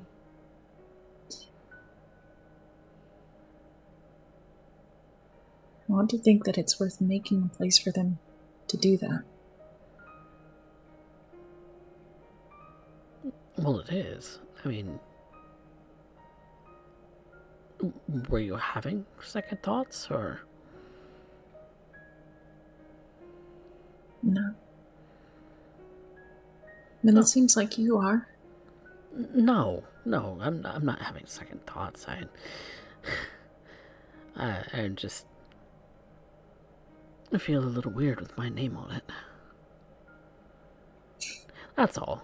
It's nothing. It's just the way it is.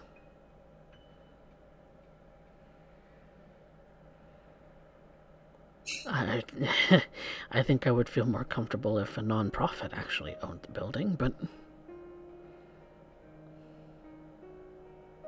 I understand. It isn't to say that everything there will be non-profit. It might be used for it yet. Different ventures. no. That's up to you, really. I'm just following what you designed for the place. It's an opera house. It should be treated as such. It should be used as such. It's theater. It's already got the framework for it. It just needs a little polish. Precisely.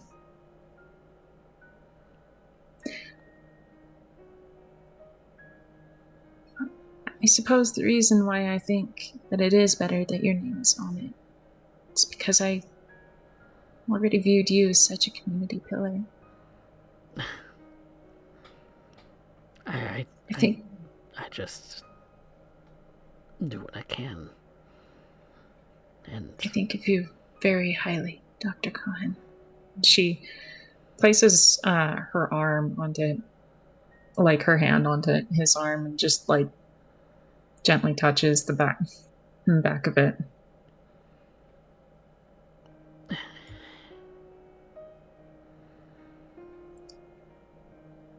But sometimes I feel like I don't really know you well. all that much, all things considered. Oh, a little bit of professional distance is important between doctor and patient.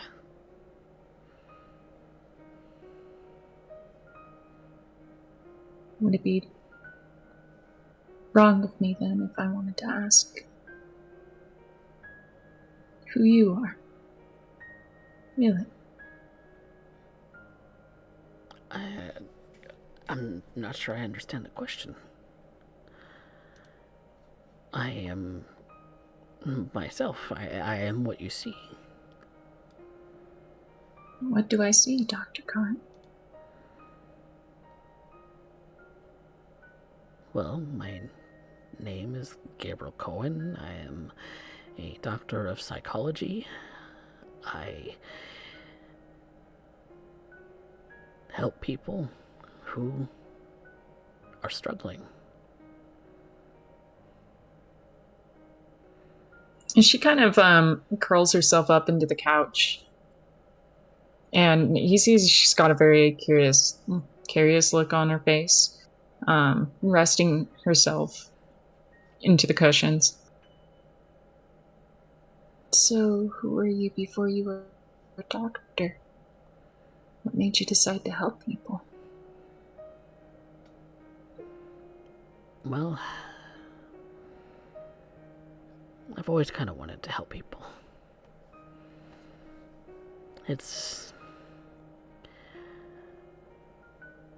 Well, for one, it takes a lot of schooling and a lot of money to go to school, and so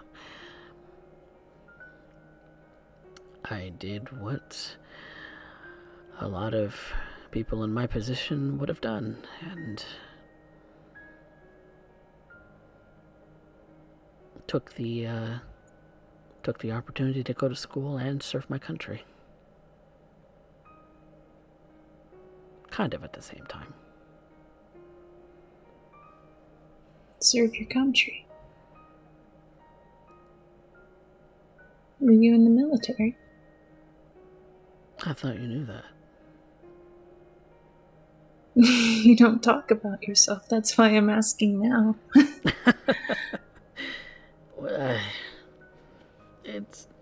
It was short term and really just did so that I could follow my true passion. I think What was your branch? I was in the Navy.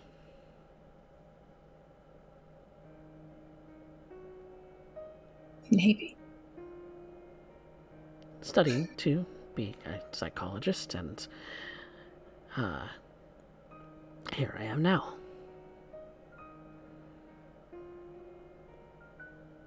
Wow. Sounds exciting, but a lot of it was staying ashore and studying and training and, well, not a whole lot of free time otherwise.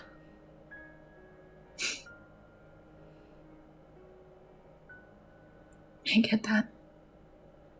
And what little free time I did have, I still spent in books. Because I like books. I like books too. It's pretty exciting, but My bunkmates considered me a nerd. But that seems to be less stigmatized these days. It was not the cool thing to do back in the 80s. it did prove to be resourceful. Well, to a degree. I think so. I think your life is far more exciting than mine, honestly. I highly I doubt just- it. No, really. I just went to school for a bit and then I had to drop out. But Why?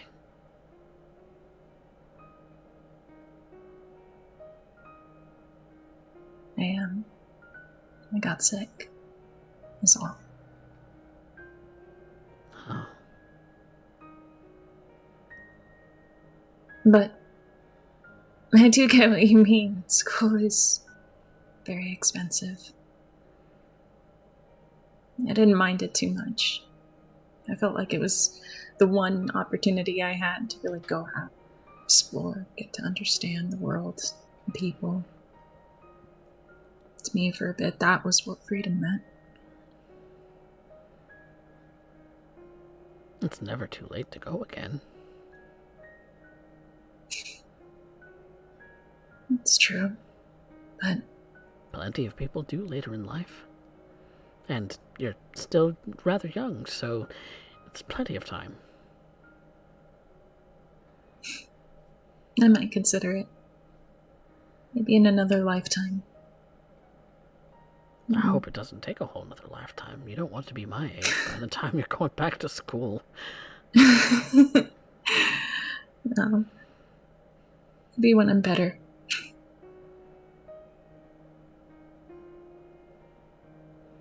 Maybe when I'm better at all of it. But There's no opportunity like the present.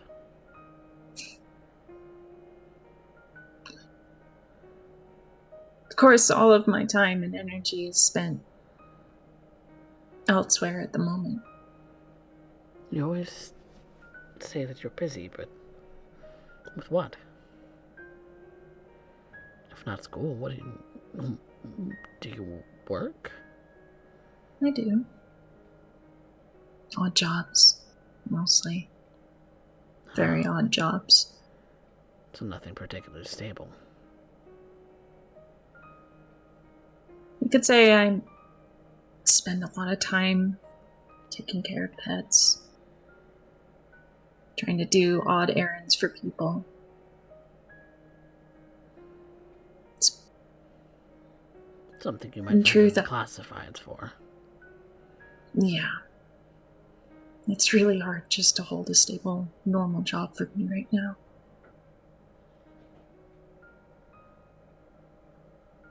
Sometimes I feel like I'm really not cut out for any work. But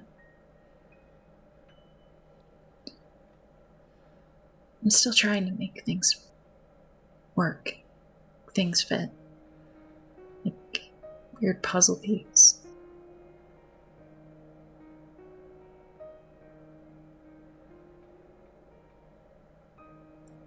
But,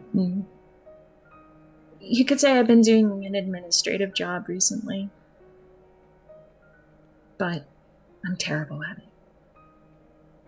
You. I know. Administration doesn't really look like my thing. I don't feel No. like it's my thing. No, I was meaning you be terrible at it? Nonsense. That's true. I don't really have any of the eloquence or intelligence for it, honestly. All of my coworkers are just... They have so much expertise. One of them is very good at the logistics of everything, figuring out how all of the technical details are supposed to fit together. One of them is very skilled with just working with everyone else, knowing precisely what to say, how to say it, or where to do it.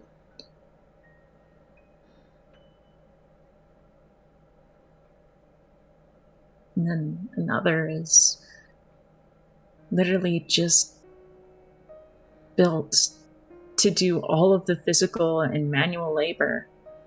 Clearly, that's not where my expertise is at all. No, but you're insightful. And I think you get along with people plenty.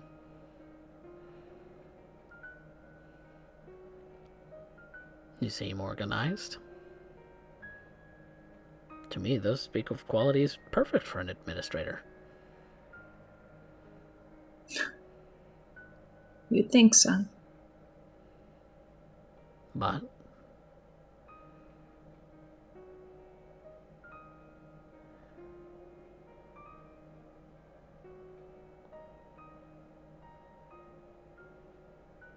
I'm just...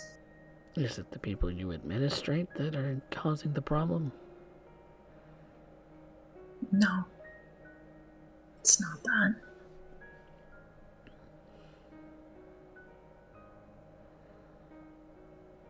I just don't think I'm up to it. I think more than anything, I would rather just do the paperwork and disappear in the back. Well, I don't want to have to make calls or do the errands or figure out any of the other details, because anytime I try to do that stuff, somehow I'm making mistakes, and I know I am. And it's really hard to ignore those mistakes. It's like a train wreck. so it's also a new job, right?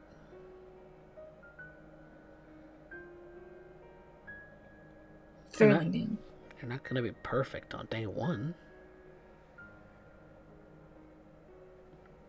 You gotta find the ins and outs of your job, the ins and outs of your coworkers, little quirks that make that workplace just the quirky thing that it is. Work with it, around it, through it. You'll figure it out. And when you do, that's when things are going to be easy as pie.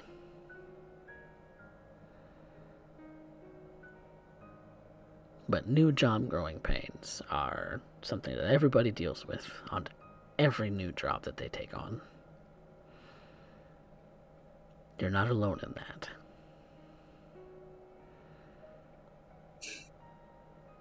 It's just a matter of fact. I appreciate you. You have so much faith in me. Well, I should, because you're smart, you're funny.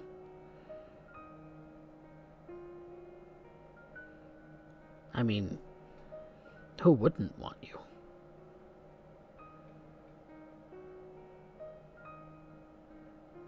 She gets up, stands in front of Dr.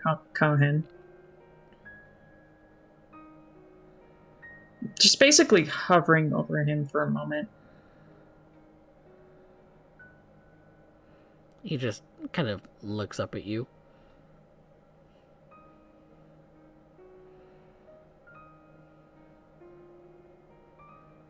What is it that you want from me?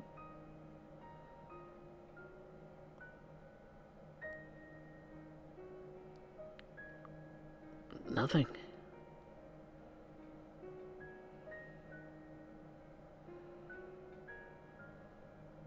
Can I tell you what I want from you, if you'll tell me?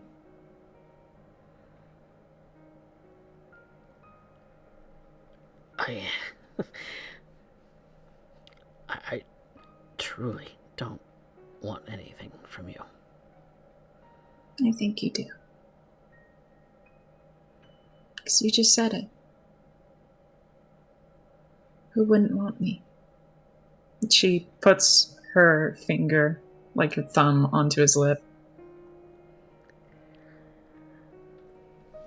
Anna.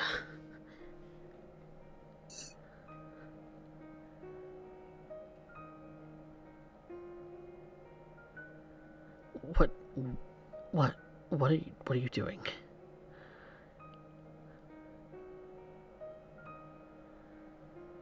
I'm trying to understand what this means.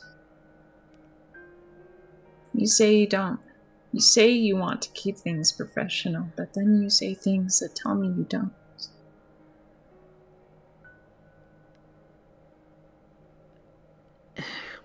You say you want to keep your distance, but I think you want to be closer. And I don't mind that. And I like being close with you. then You make...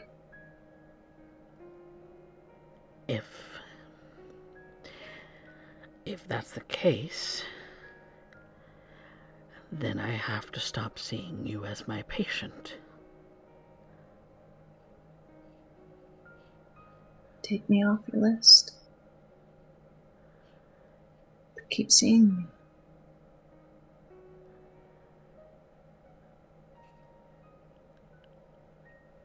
He kind of hesitantly pushes you away.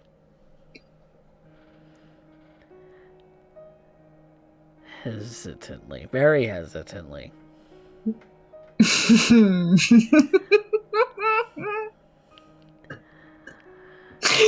just got like, whoa!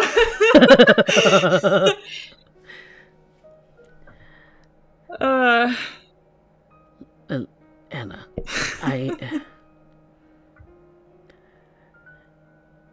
you're still working things out with Roman, aren't you?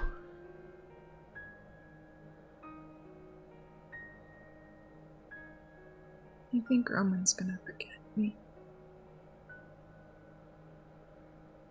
I know he will. Why?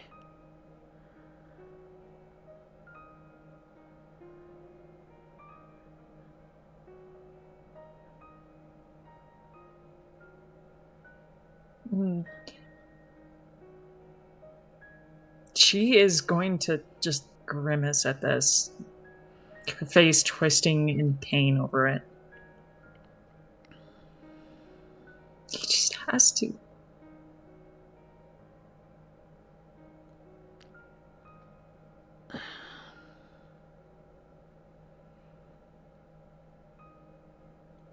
I can't replace Roman for you.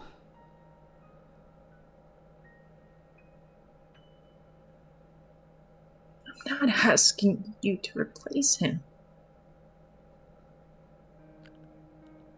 Because even Roman can't do what you can do for me.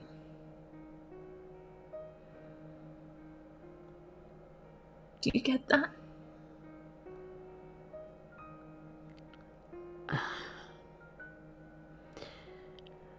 It's unethical.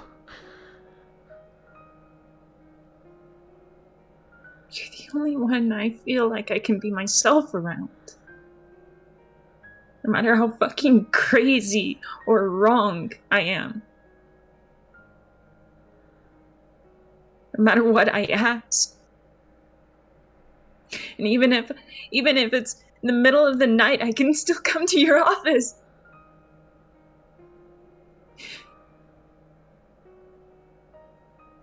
But it can't I be. can't even look at Roman without being ashamed and guilty about what I am and what I'm doing all the time.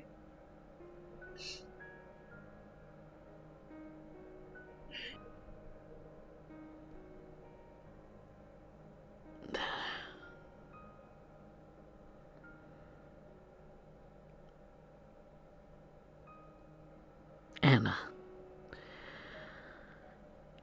I do sincerely care about you. Then show it. Prove it. But I am. Aren't I?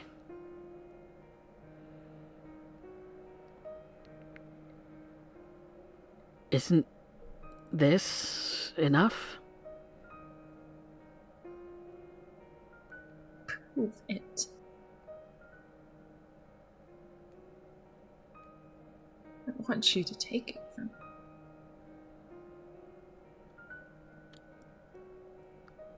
What?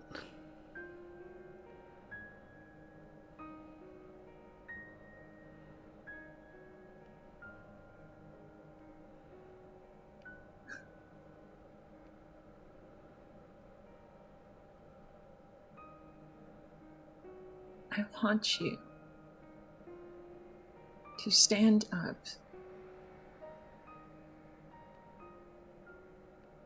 She's going to grab his neckline and pull him up to face her. Provided it's not a lot of grip strength going on there. He's just trying to... He stands up so that your center of balance isn't thrown off. He's trying to figure out what the hell is going on. He's very, very confused.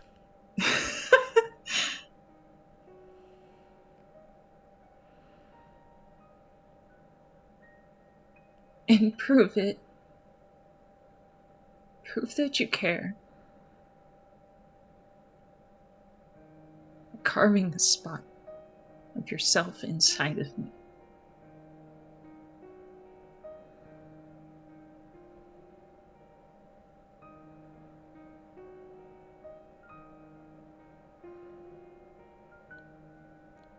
That just kind of like... That's a weird statement. Very weird statement, yeah. But like kind of kinky, but like... He's not sure how to react. He's actually giving you a very confused look. She's gonna bite her lip. To the point that it bleeds. And blood drips. You're bleeding. He kind of rubs a thumb across your lip.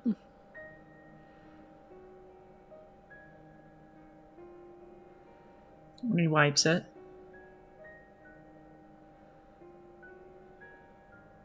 This again. Compel. Lick it. I can't. I gotta diffuse the scene.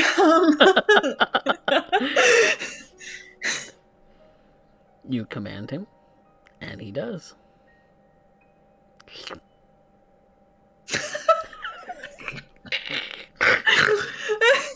Okay.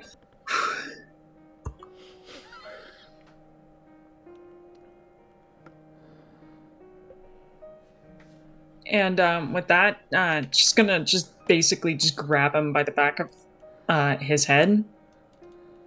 Go for a kiss. Okay. The lick was a temptation. And now we're just going to go ahead and give him blood.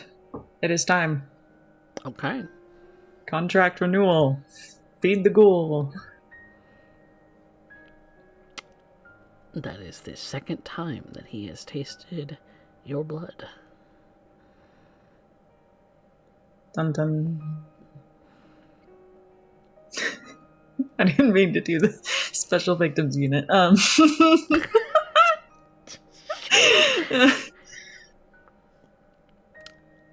And when you kiss him, and he's had that second taste of the blood, he goes in for a deeper kiss and is into it. Excellent.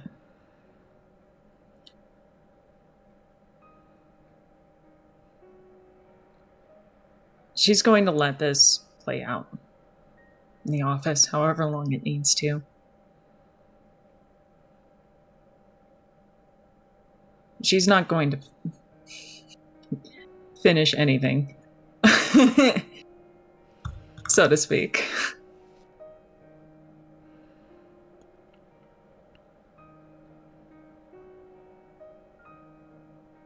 At some point, she will stop the whole scenario. She will just hold his forehead to hers.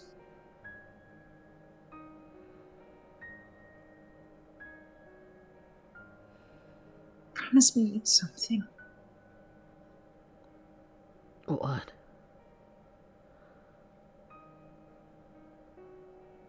Don't run away from me, please. I'm not running away from you. be afraid of me. I'm not afraid of you. You mean it? How can I ever be afraid of you?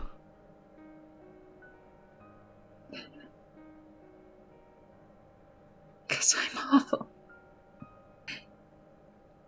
You keep saying that. I'm the worst creature you've ever met. A parasite. I wish you'd stop saying that.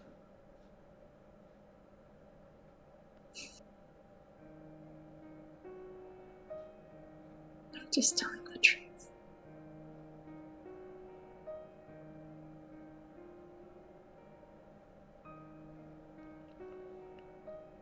You want to protect yourself. I get it. Erase me from your systems. All the information. It's fine.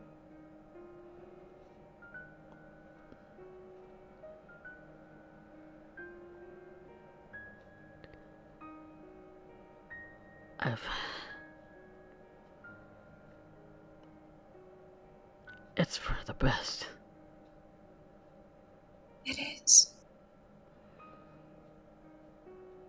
Because no one can find out now, right? That's what you said. Never.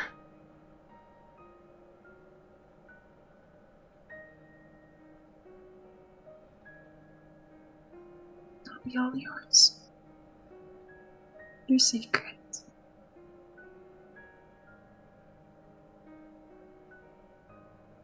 For as long as you'll have me.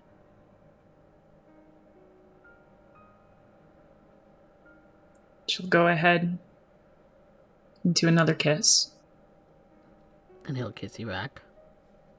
Wonderful. Pulling away.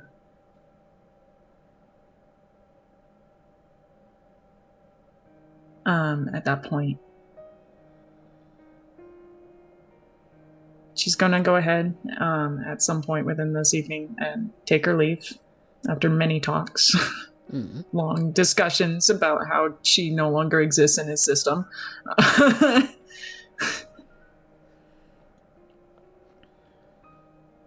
And I think that's a good place to end that. Okay. We'll get back to other discussions later.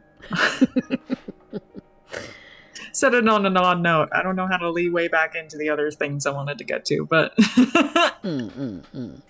Well, we can check in with Shriek, who has gone to see the Nosferatu.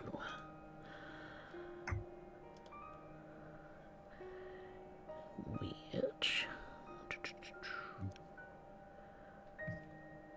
I realize it... Well, this'll work. Shriek. You are currently out looking for one Morgan Everlid, a contact of your sire, whom she told you to meet at a specific place in the Arlington domain, and he would come to see you.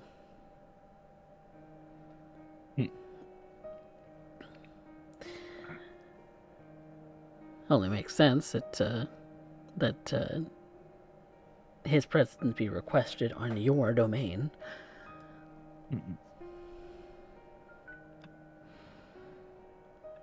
To an extent, I suppose. I rather not end up trying to make this sound like it's official channels, but gotta play up the role. Honestly, this whole Primogen thing is more of a pain in the ass. Yeah. Pretty big pain in your ass in some cases.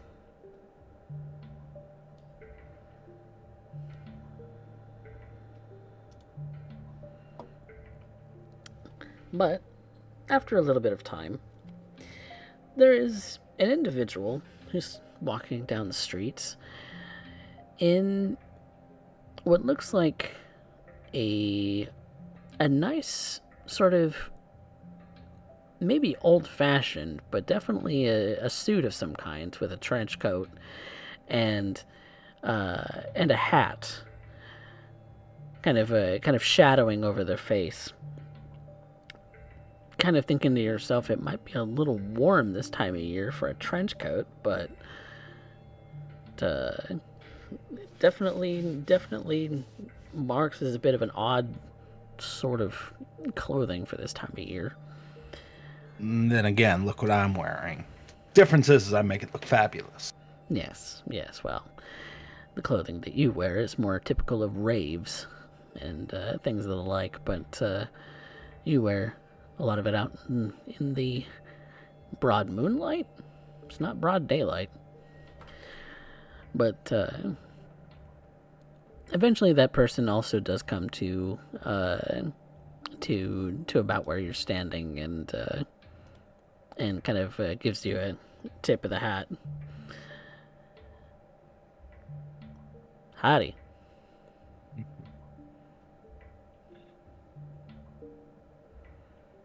Morgan. Shriek.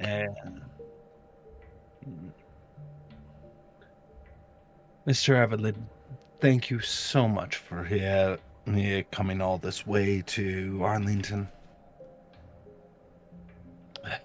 How is Fort Worth doing? Not too bad, not too bad. Kind of travel back and forth between the two. Kind of find myself kind of skirting past your domain a little bit more often than I'd like, but you know, business keeping busy. Stop by more? You'd like to stop by more often? I can certainly arrange that.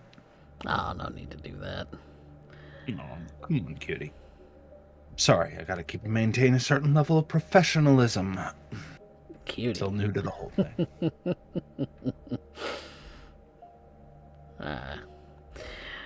Old habits, they don't quit, do they? No, they don't. But then again, he looks him up and down. Tall, dark, shadowy figure. I can think of a few fantasies on that. And I don't have that natural response that you end up getting with roses. Well, it might be a little less of what I look like, a little bit about what them creepy crawlies look like that you get them stares for. Oh. Same They difference, just just come a different around. cause. Maybe. But what do I know? I don't deal with Toreador all that much. Ain't a whole lot in this city. Don't. I'm just gonna say it right now. Pain in the ass, overreact to everything. Just honestly not worth the hassle. Well, a couple I've met, or I've done business with, have been pleasant enough. You know. I'm sure it. I ended up running into one who didn't flinch for a full 5 minutes. Let me know they really wanted something.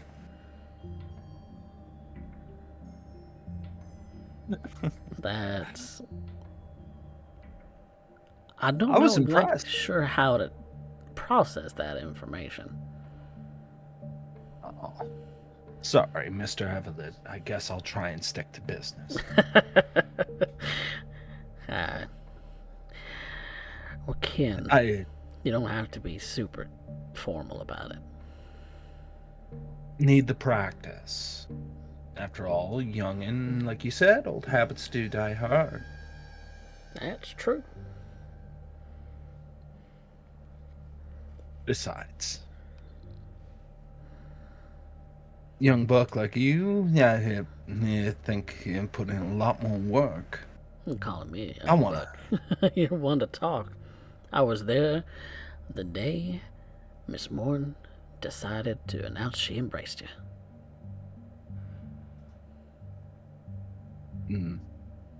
Poor attempt at flattery, I guess. Still. Well, I can't exactly say I was there the day you was born, but, you know, that would come off as a kind of creepy. Hey, that's a good one. I like that. See, you do have a sense of humor.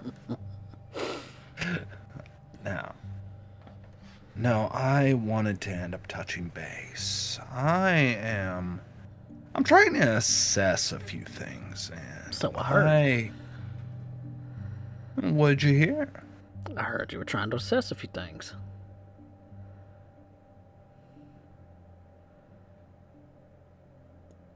Well, I might have heard of a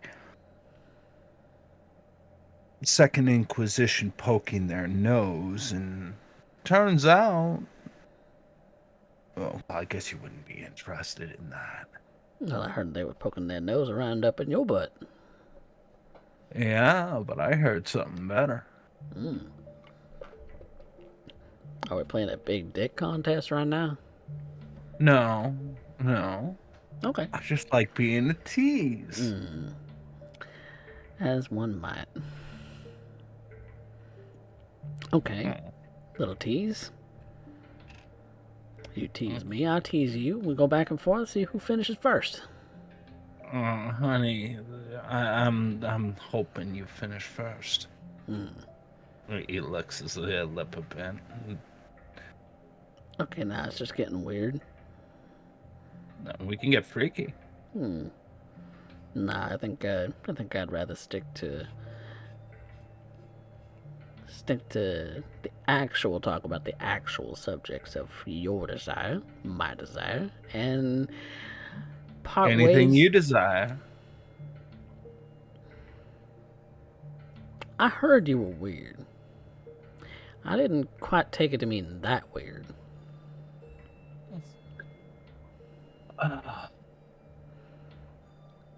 The whole, still looking human thing, that's par for the course when it comes to Miss Morn and her offspring. No, it's you're just, I don't know, just a strange little man. Wow.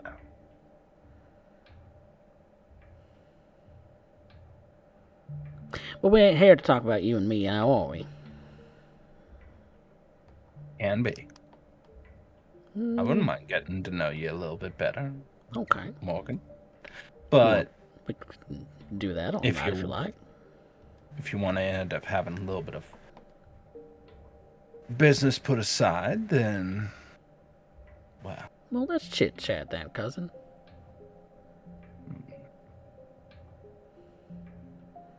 What you want to know? See, I know that the Second Inquisition problem is actually completely solved. Oh. Just nobody knows that. Except little old you.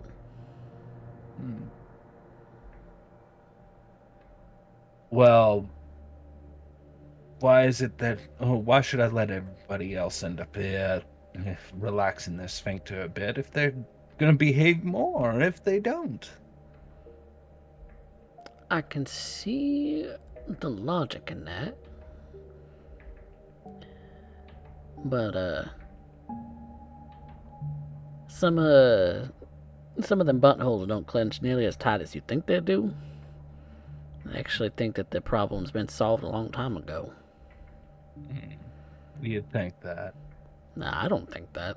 I don't think that one bit. What do you think? It doesn't matter what I think. It's a matter what people think, what I'm talking about. Ain't it?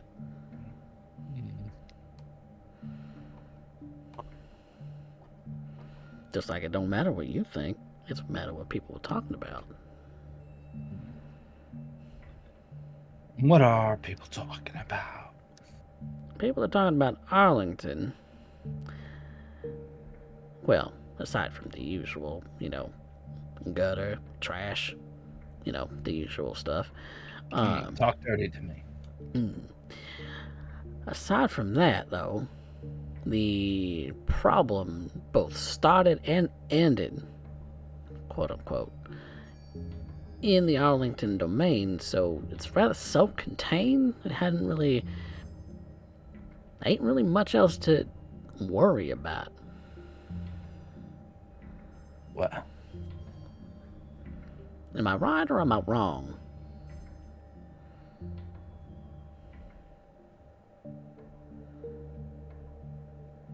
that would be a yes.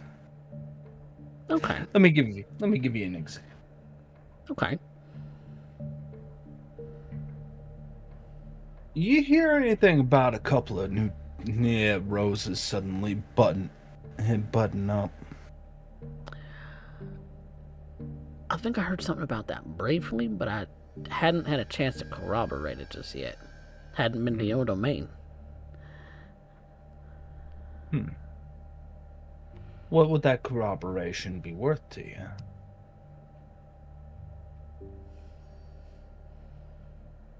I don't know. I want to end up keeping you on the inside, family discount and all that, but still can't just sit here and not do my job as Primogen. If I wasn't a Primogen, I'd just be blabbing on and on, but now I gotta actually pretend to end up here caring about this whole thing. Right. Well, I got your word for it already. So, that's two sources. Usually corroborating evidence like that. But I got something even juicier. Do you? I do. I just need to know. I need to end up having a little bit of inside baseball. Okay. I got a little bit of inside baseball. What you want to know?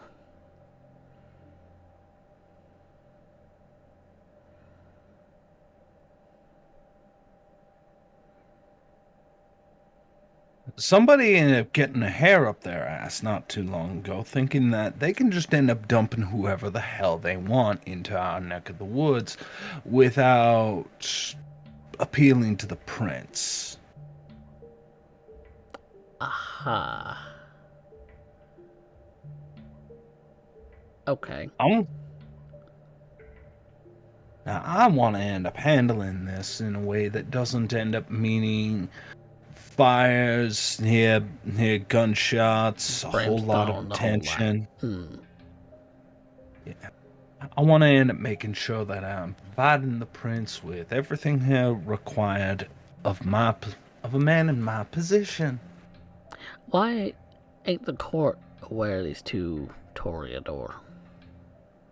Oh, well, that's really simple.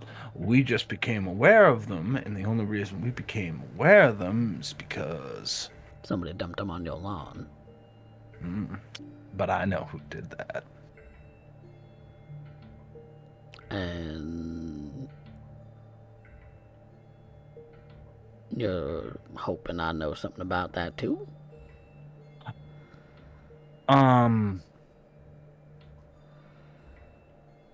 Look, I know who dumped them. I don't know who made them.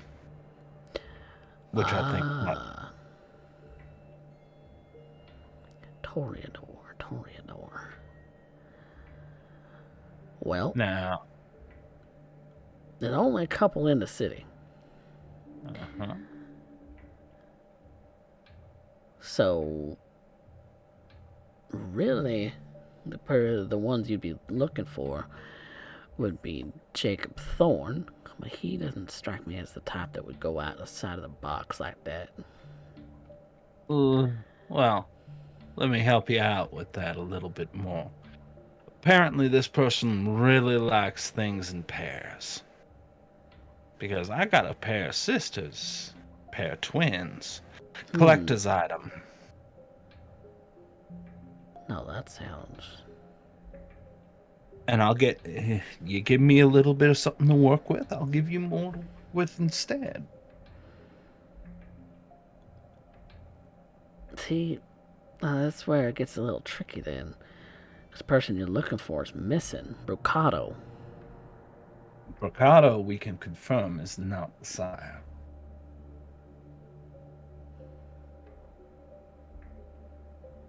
Sounds like her M.O. She's embraced in pairs like that before. Before before those two bit the dust.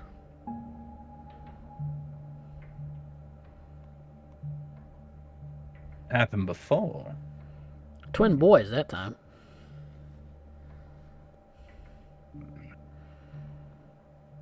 She had Anything permission. unusual about those two boys? Nah, nothing unusual I know of, aside from they roses. And roses tend to be, picky and uppity. Except the reason that they didn't make it is because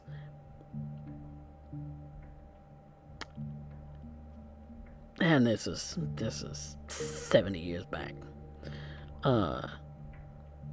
It's just they couldn't cut it. They just Is that a common thing with Bricada's picks? I can't say a common thing because I ain't known her that long. Only known her. Well, she came to the city about that time, like roughly about 80 years back. 10 years. She got permission to embrace a pair. Who'da thunk? And then soon after they bit the dust, though, she got assigned Primogen of Arlington and has been there ever since. Until, obviously, she wasn't.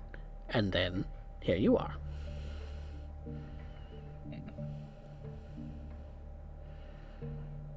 Okay. But I wouldn't be surprised if she'd done it previously to that. She was... How old was she? I don't even know. I couldn't even tell you. Because I wasn't around the day she was embraced. Much like me, something we had in common. Now, I can tell you that one of the two happens to enjoy red meat. Red meat. Is that a euphemism for something? Yeah. Liver, heart. Only thing is missing is the onions. But I mean that quite literally. Now that's not known to happen. I mean, as far as I know, none of the child or the most recent people that have embraced anybody have gone and devoured liver. Now, what do you think I should be more mad at, Morgan?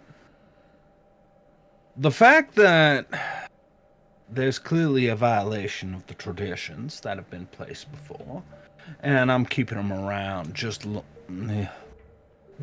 enough to end up seeing if I can jog the memory about anything in particular. Soft touch before I have to go full iron glove. Mm-hmm. Sure, the iron glove will come out sometime, but why rush things?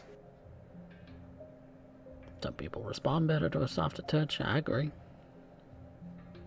But should I be mad at them for existing when, let's be honest, Rose is not exactly the most thoughtful of creatures?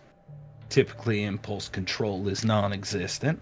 Well, the same as can be said for our kind sometimes, but I digress.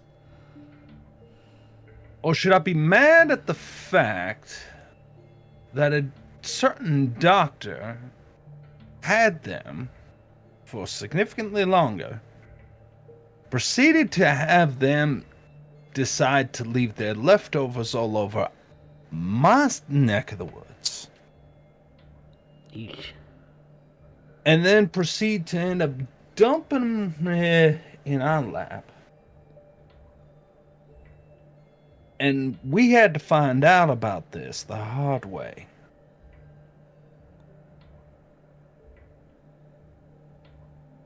when it was well known that we ended up at the time having a Second Inquisition bit sniffing around.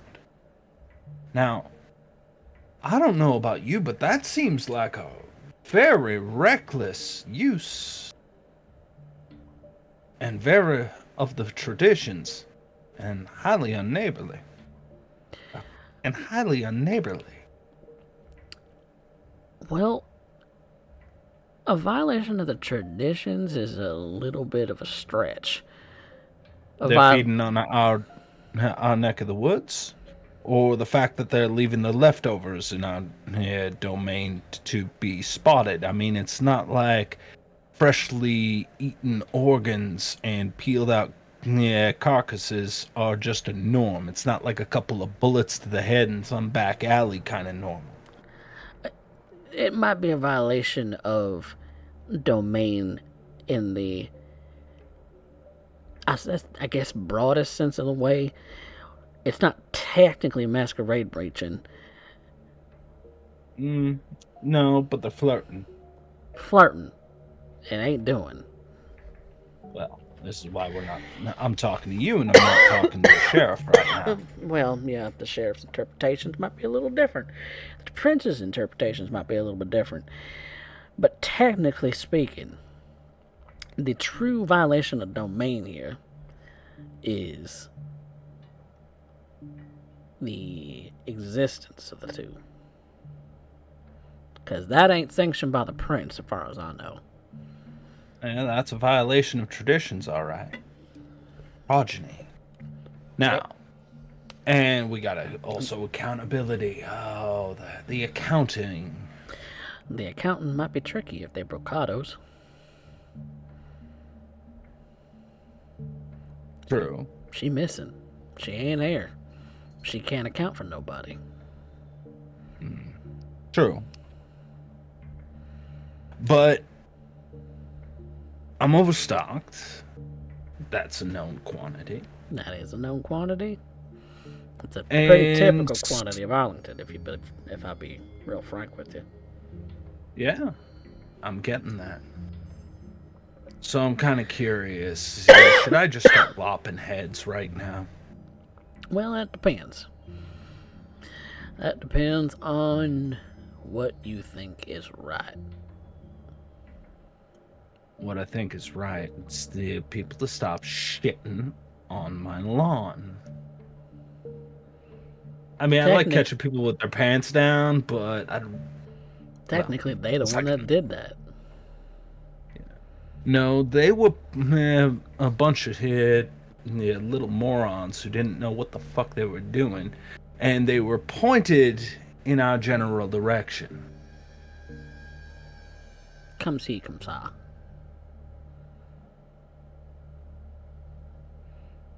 Technically, they still were the ones feeding on your domain.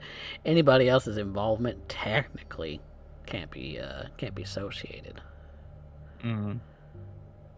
Whether they were pointed in your direction or they stumbled upon it on accident, it's words against words. Really? Can't prove it. Wouldn't you like to know, though, who's involved on that? I mean,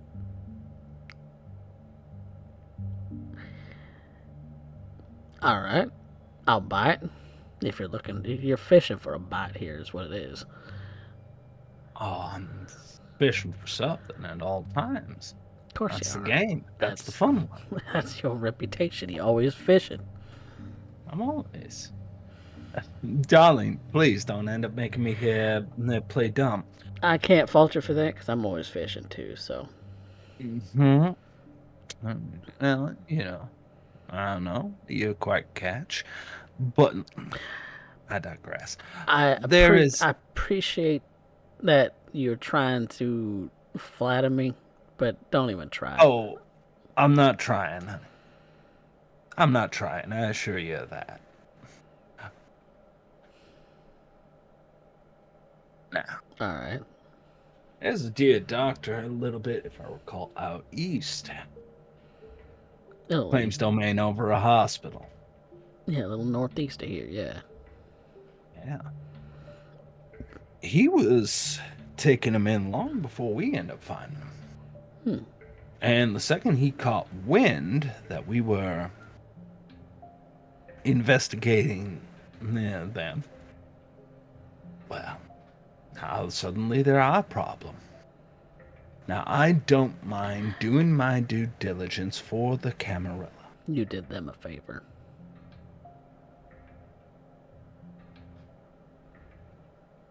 Mm-hmm. You did them a favor by taking them away from Ian Keller.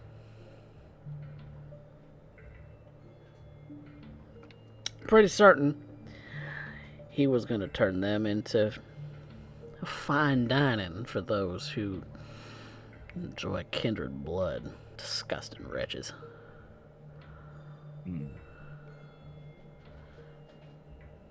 Ian Keller operating to offer for blood leeches.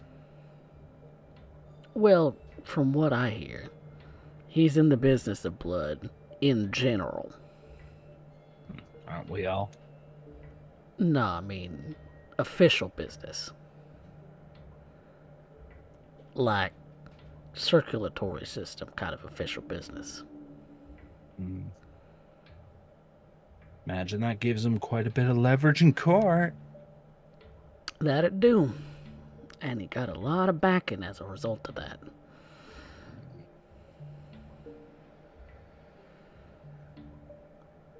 Couple of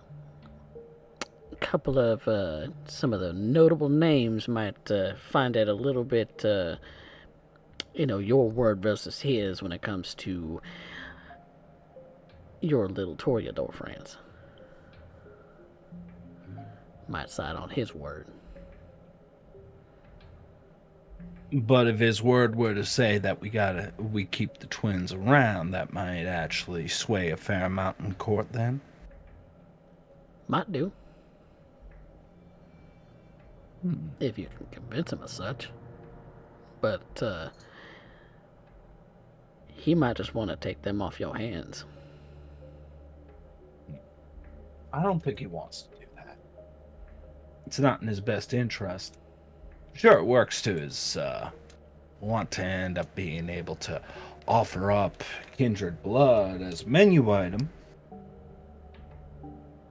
But the complications that come with that action would be disastrous. I don't know what kind of consequences you're talking about. What you thinking?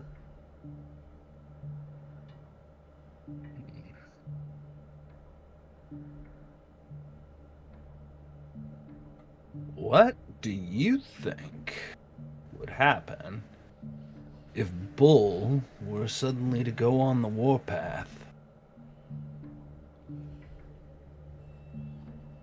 Primogen Bull? Jasper Adams?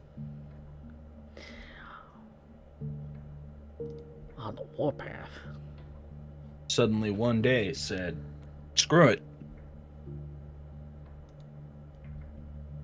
If I'm going down, I'm taking as many of them with me. And I'm going to make sure I'm dragging them all to hell on a tour bus ride. So, keep slipping in his accent. Yeah, you do. I can't help. I hear it and I want to emulate it. Same, though. I suffer the same problem. So, what do you think would happen if he decided to end up dragging them all to hell on a tour bus ride? Now, just to be clear, Drac, who all the hell? Everybody who ever slighted him. Anybody he just doesn't like the jib of. Hell, maybe a few others. What do you think would happen if that little Jenga block just... There you go. Well, I would say there'd be a right upset. I think that's an understatement. When I couldn't that exactly kind- tell you what kind of domino effect that would have. But we're not talking But it in wouldn't- hypotheticals, are we? Right now, it's a hypothetical. Ian Keller would be able to make that a certainty if he were to go against. And the best part is, Bull doesn't know it.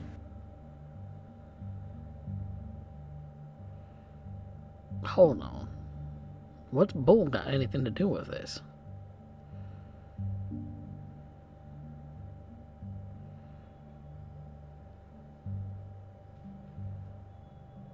Now that part, I can't say. I think you can imagine a few reasons why. Interesting. Okay.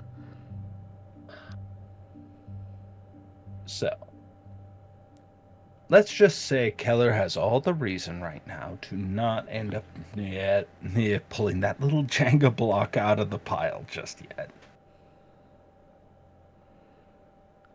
I just want to end up saying that if everything goes to hell, Jasper's eyes might want to end up ticking a little bit off to the side of our Arlington right now.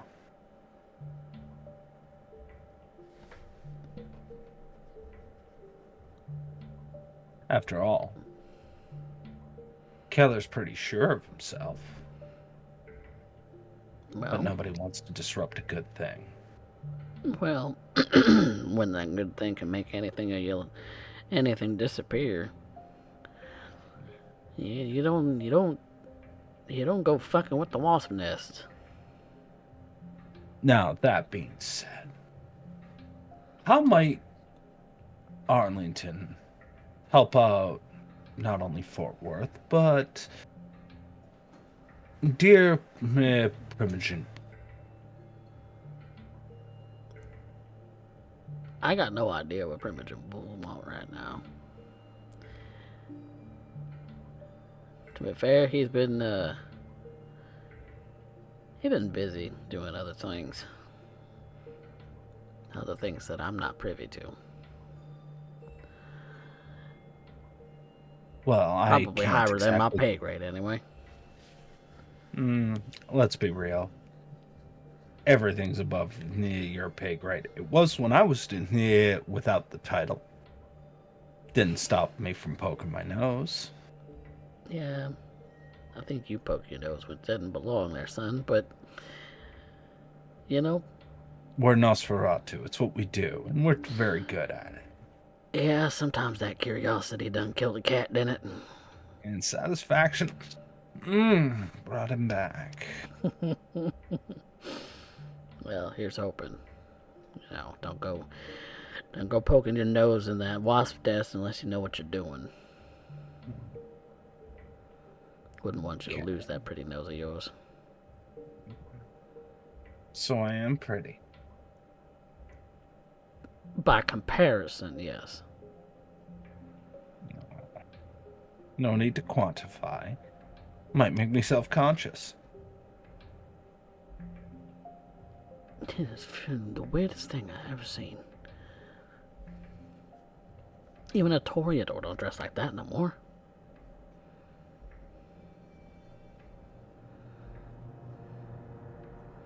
But what, you expect me to end up wearing a mini skirt? I ain't got the hips for that.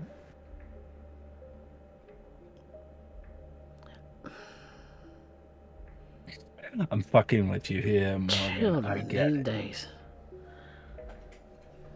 Next thing you know, they're gonna want to wear panties on their head. Oh. I have some things to show you. That is what I don't need to know. Trust me, the list of things you don't want to hit or you don't need to know is a lot longer than the list of things you want to know. But that's okay. Possibly. Morgan, I think you might want to end up keeping appraised. And if you ever need anything, I am sure you know how to find me. And I hope you do stop by. There's one thing, though.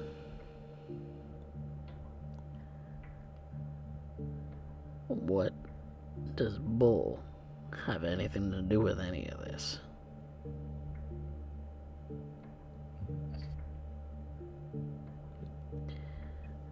'Cause that thread I'm not putting together.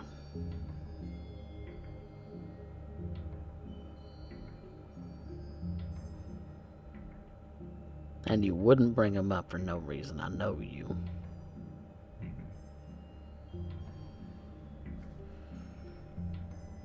We ain't speaking hypotheticals. No, we're not. In a few, I'm gonna end up dropping by Jasper and end up asking Bull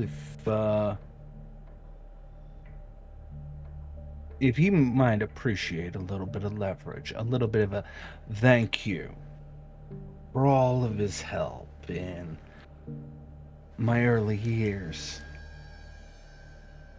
I'm very loyal to the Camarilla and to my cousins.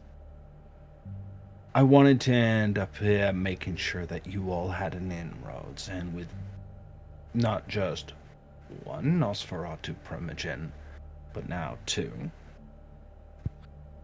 That offers a lot of leverage in the Primogen Council. My vote on its own might not count for much, but as a supporter of Bull,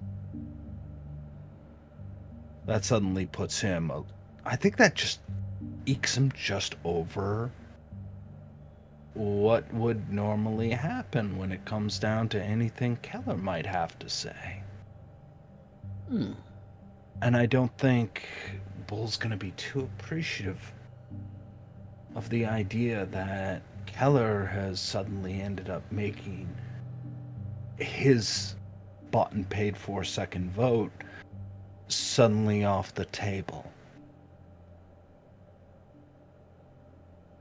You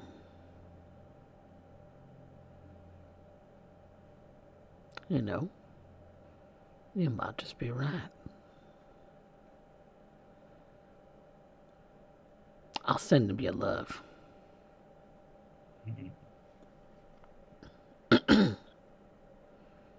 Pleasure doing business with you. Always a pleasure, cousin. Don't get to run into too many that with such a friendly face.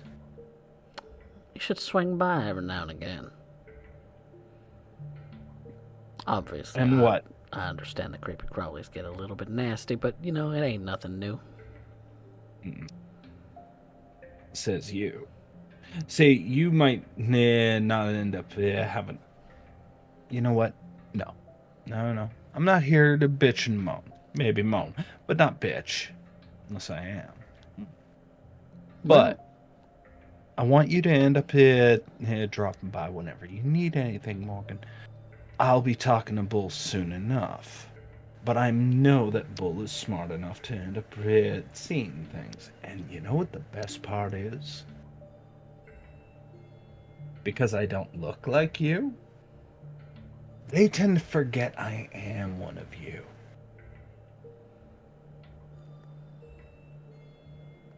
Can be helpful sometimes, cousin. Always trying to help a family member. Now tell me you love me. Try not to get your nose bit off. Poking your nose everywhere it don't go. It's gonna come off one of these days. Nothing I can't grow back. Nah. They might make you wish you didn't. Well, heard some wacky things about such things, but, you know, none of it's substantiated anyway. Well, I think that's enough to start. I think you and I gonna get along.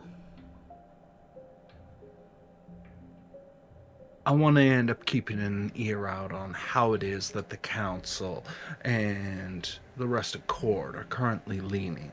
Lets me know if they're going for or against something, what's their real concerns, and what they're not really caring about. They'll just vote on and get it out of the way. Lets me know what I'm looking at, and allows me to end up starting to figure out on where the coterie should be leaning. Can't keep the reins on them all the time, but Well, my word's carrying a little bit more weight these days ever since we trimmed some loose fat. don't forget, though, Elysium coming up tomorrow. I will be coming in with my Sunday best. Looking forward to it. I hear that's going to be interesting one. Hope to see you there, Morgan. I plan to be there. Be there or be square. And with that, Shriek starts to move on. As does Morgan. Sure, what's better? The fact that Morgan, well, he's hideous, let's be real here, but that's never really stopped Shriek from trying to end up being freaky. It's the idea that Morgan, he can make Morgan feel how most people feel about him when they're looking at him. You know, and then still be on good terms. Oh, tonight is just going swimmingly. Well, I think with that, we are going to conclude tonight's episode. So, thank you guys for playing, the two of you who came today. Just blowing up chat the entire scene. Yeah. I'm like listening to Derek continue his shriek. I'm like, sorry. he's just slowly It hurts. morphing I'm going right into to Mr. Mr. Pitch. Slowly morphing into Mr. Pitch because Morgan Everlyn has that accent. Just that East southern Texas accent that I am very good at. like Shriek is Texan. Just requires a deep southern accent to remind him that. Oh God. Well, That was fucking cool politics, by the way, Derek. That was great. Love it. Oh, Love it. I love the whole. What does Bull have to end up doing with it? That's me being Bull a dumb. No. It wasn't you being a dumb. It's a very legitimate question. It's like, what the hell would he end up having? Like, how does? And Bull you wouldn't really mention care? him unless you had a purpose for it. Well, partially, it mostly ends up stemming down to the fact that this entire thing is a house of cards. But then again, so is the Camarilla. So, that's nothing new. And Rosewolf certainly enjoys listening to Shriek. And it is always hilarious to end up seeing you play the one who's weirded out. What, me? Yes.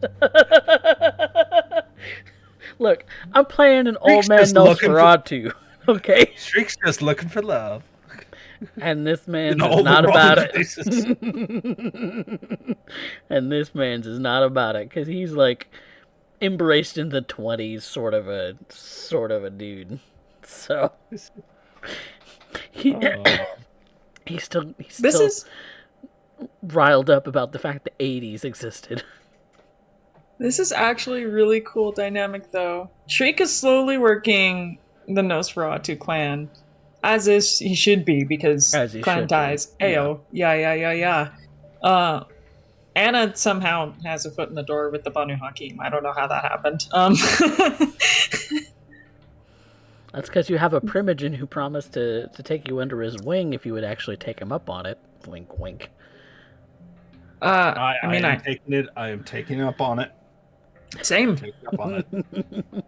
We have kind of. We've had like 2 scenes with him where we're just chatting with him, like, hey. Yeah. And he's offered, so he's there. He's there for y'all to call upon when you need a little bit of a, hey, what do we Primogen do? Yeah. So yeah. Okay. But yeah, that concludes the episode for tonight. Thank you all so much for playing and for watching. And now we get to delve into experience. So, You both, I say all because I'm used to having 3 or more, but you both get the 1 for showing up today. Congratulations. Participation reward. Yay! Yay! We were here. Yay! Yay! Look, half of all success just comes down to showing up. It's true. Yep. Facts. Straight facts. So, since there are only 2 cast members today, any tie between you two, I'm going to coin flip. So, Understood. There need to be decisions made. We can't have any ties. So, let's talk about our roleplay prompts, which are who had moved the plot the furthest, who had the best scene, and who had the best line. And of course, the audience favorite is being voted for in the poll as of right now. So, plot mover. Shriek. Setting up a series of dominoes there that is just that is escalated so quickly, and I enjoy that. Well, I like the fact that it's like, yes, this is a house of cards. However, this house of cards weighs about 80 tons, and it's all designed to fall on both of us if you decide to try anything. By all means, fuck around, find out. Whee! Prince Warcy's called the Man in the Iron Mask for not for nothing. Oh. Leonardo DiCaprio under that mask. Well. So, all right. Does that mean that you're accepting it, Shriek, or you thinking Anna has the plot mover?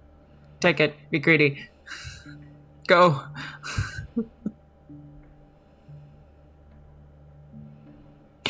I've been a slut. Just take the plot mover. Chaos Gremlin is in his brain right now. All right. I'll take it. I saw that Chaos Gremlin. Look, let's be real here. Shriek is the only character you have ever seen me play that has Chaos Gremlin energy that keeps up with JoJo. Fair. Okay. I am always the one who plays the prim and proper characters, or the person who's always there on the assist, or just trying to end up doing so. Very, very rarely do I have let's see what this does. Oh man. Fat Guy's new character is going to love you. Frequently. Best scene. Oh, I gotta give that to Anna, because I was like, dear fucking God, the only thing that hurt was when you finally broke. Like, when you finally broke character. I couldn't. I had to defuse the situation. I'm like, ugh! Where you you couldn't flirt with me in character anymore. No, I was just like, okay, how far are we going to? Right. Okay. And you were complaining to the doctor about mixed signals. Meanwhile, I'm looking at this like, this is perfect psychopathy right here. That's what this is. This is perfect psychopathy being played, right? This is why when I was a young man, I was warned, do not stick your dick in crazy. The right here is the exact reason, because she will kill you, she will eat you, and then will cry, why didn't you love me enough? Am I wrong? You figured it out. You figured her out. That's precisely. Damn. I'll take it. I'm happy with that. All right. Like that was intense. Yep, it was. I was just waiting for you to tell me where it was gonna go. So I was like, oh God. Tell me where you're going with this. I accomplished like 2 goals in that. 1, blood bond him again. 2, erase my information, because that's been on my mind since Shriek found the computer information. I'm like, oh no. Technology. My greatest foe. Yes. The poll's going to be finishing up here shortly, but who had our best line? Ooh, Anna, you get the audience favorite with 10 votes. Thanks, Ravenstar, for contributing channel points. Well earned. Well earned. Thank you. But our best line. Fucking. It returns back to Morgan. It's just the like continued cock teasing. Nosferatu. I will admit, Shriek's monologue about what he wants. Really? Because What? it felt. It was another kind of like weird example of how Shriek operates. Because when Shriek was listing off all that information, I felt like I heard two truths and a lie. Like someone, I know there was like one or two things that were genuine, and then there was a good portion of that was just completely like misleading, madame. It feels Now- like Shriek is now just the kind of like. Now the question is which one's which? I know. Right? Like that's the best part is like trying to nail Shriek down. Like She was trying. She was trying, man. She's decent. She was trying to but nail him down. If Yeah. I were to end up saying the best line, I still have to end up saying the whole complaint of Anna and the mixed signals, because it's like no sense of self-awareness right now. No sense of self-awareness right now. Like, and it, I'm just looking at our Roll20 chat, and there's only 3 rolls that we made today. thank freaking God. Also, Black Wolf wants a reaction to Shriek just wants to be a Pokemon trainer to collect all the creepy critters and just hope to be super effective. That's a summation of his character fairly accurately. He just wants to be super effective. But yes, did we decide on best line or not? We're split. Split. All right, coin toss it is. Yep. Coin toss it Oh, is. damn. High or low. Decide its pair. I'm gonna go low just because I'm clenching my butt cheeks right now. All right. Butt cheek clenching.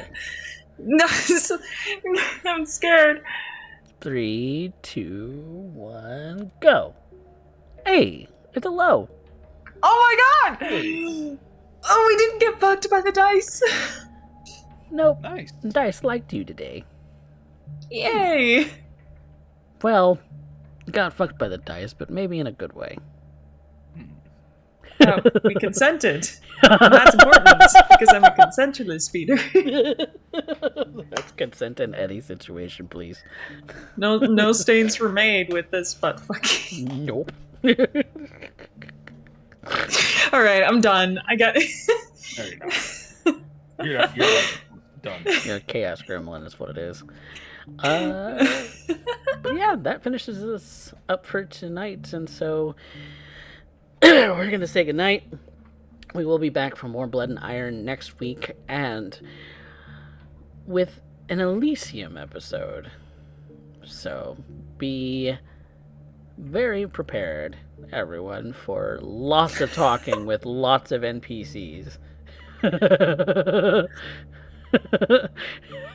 Just Thanks, Black Wolf.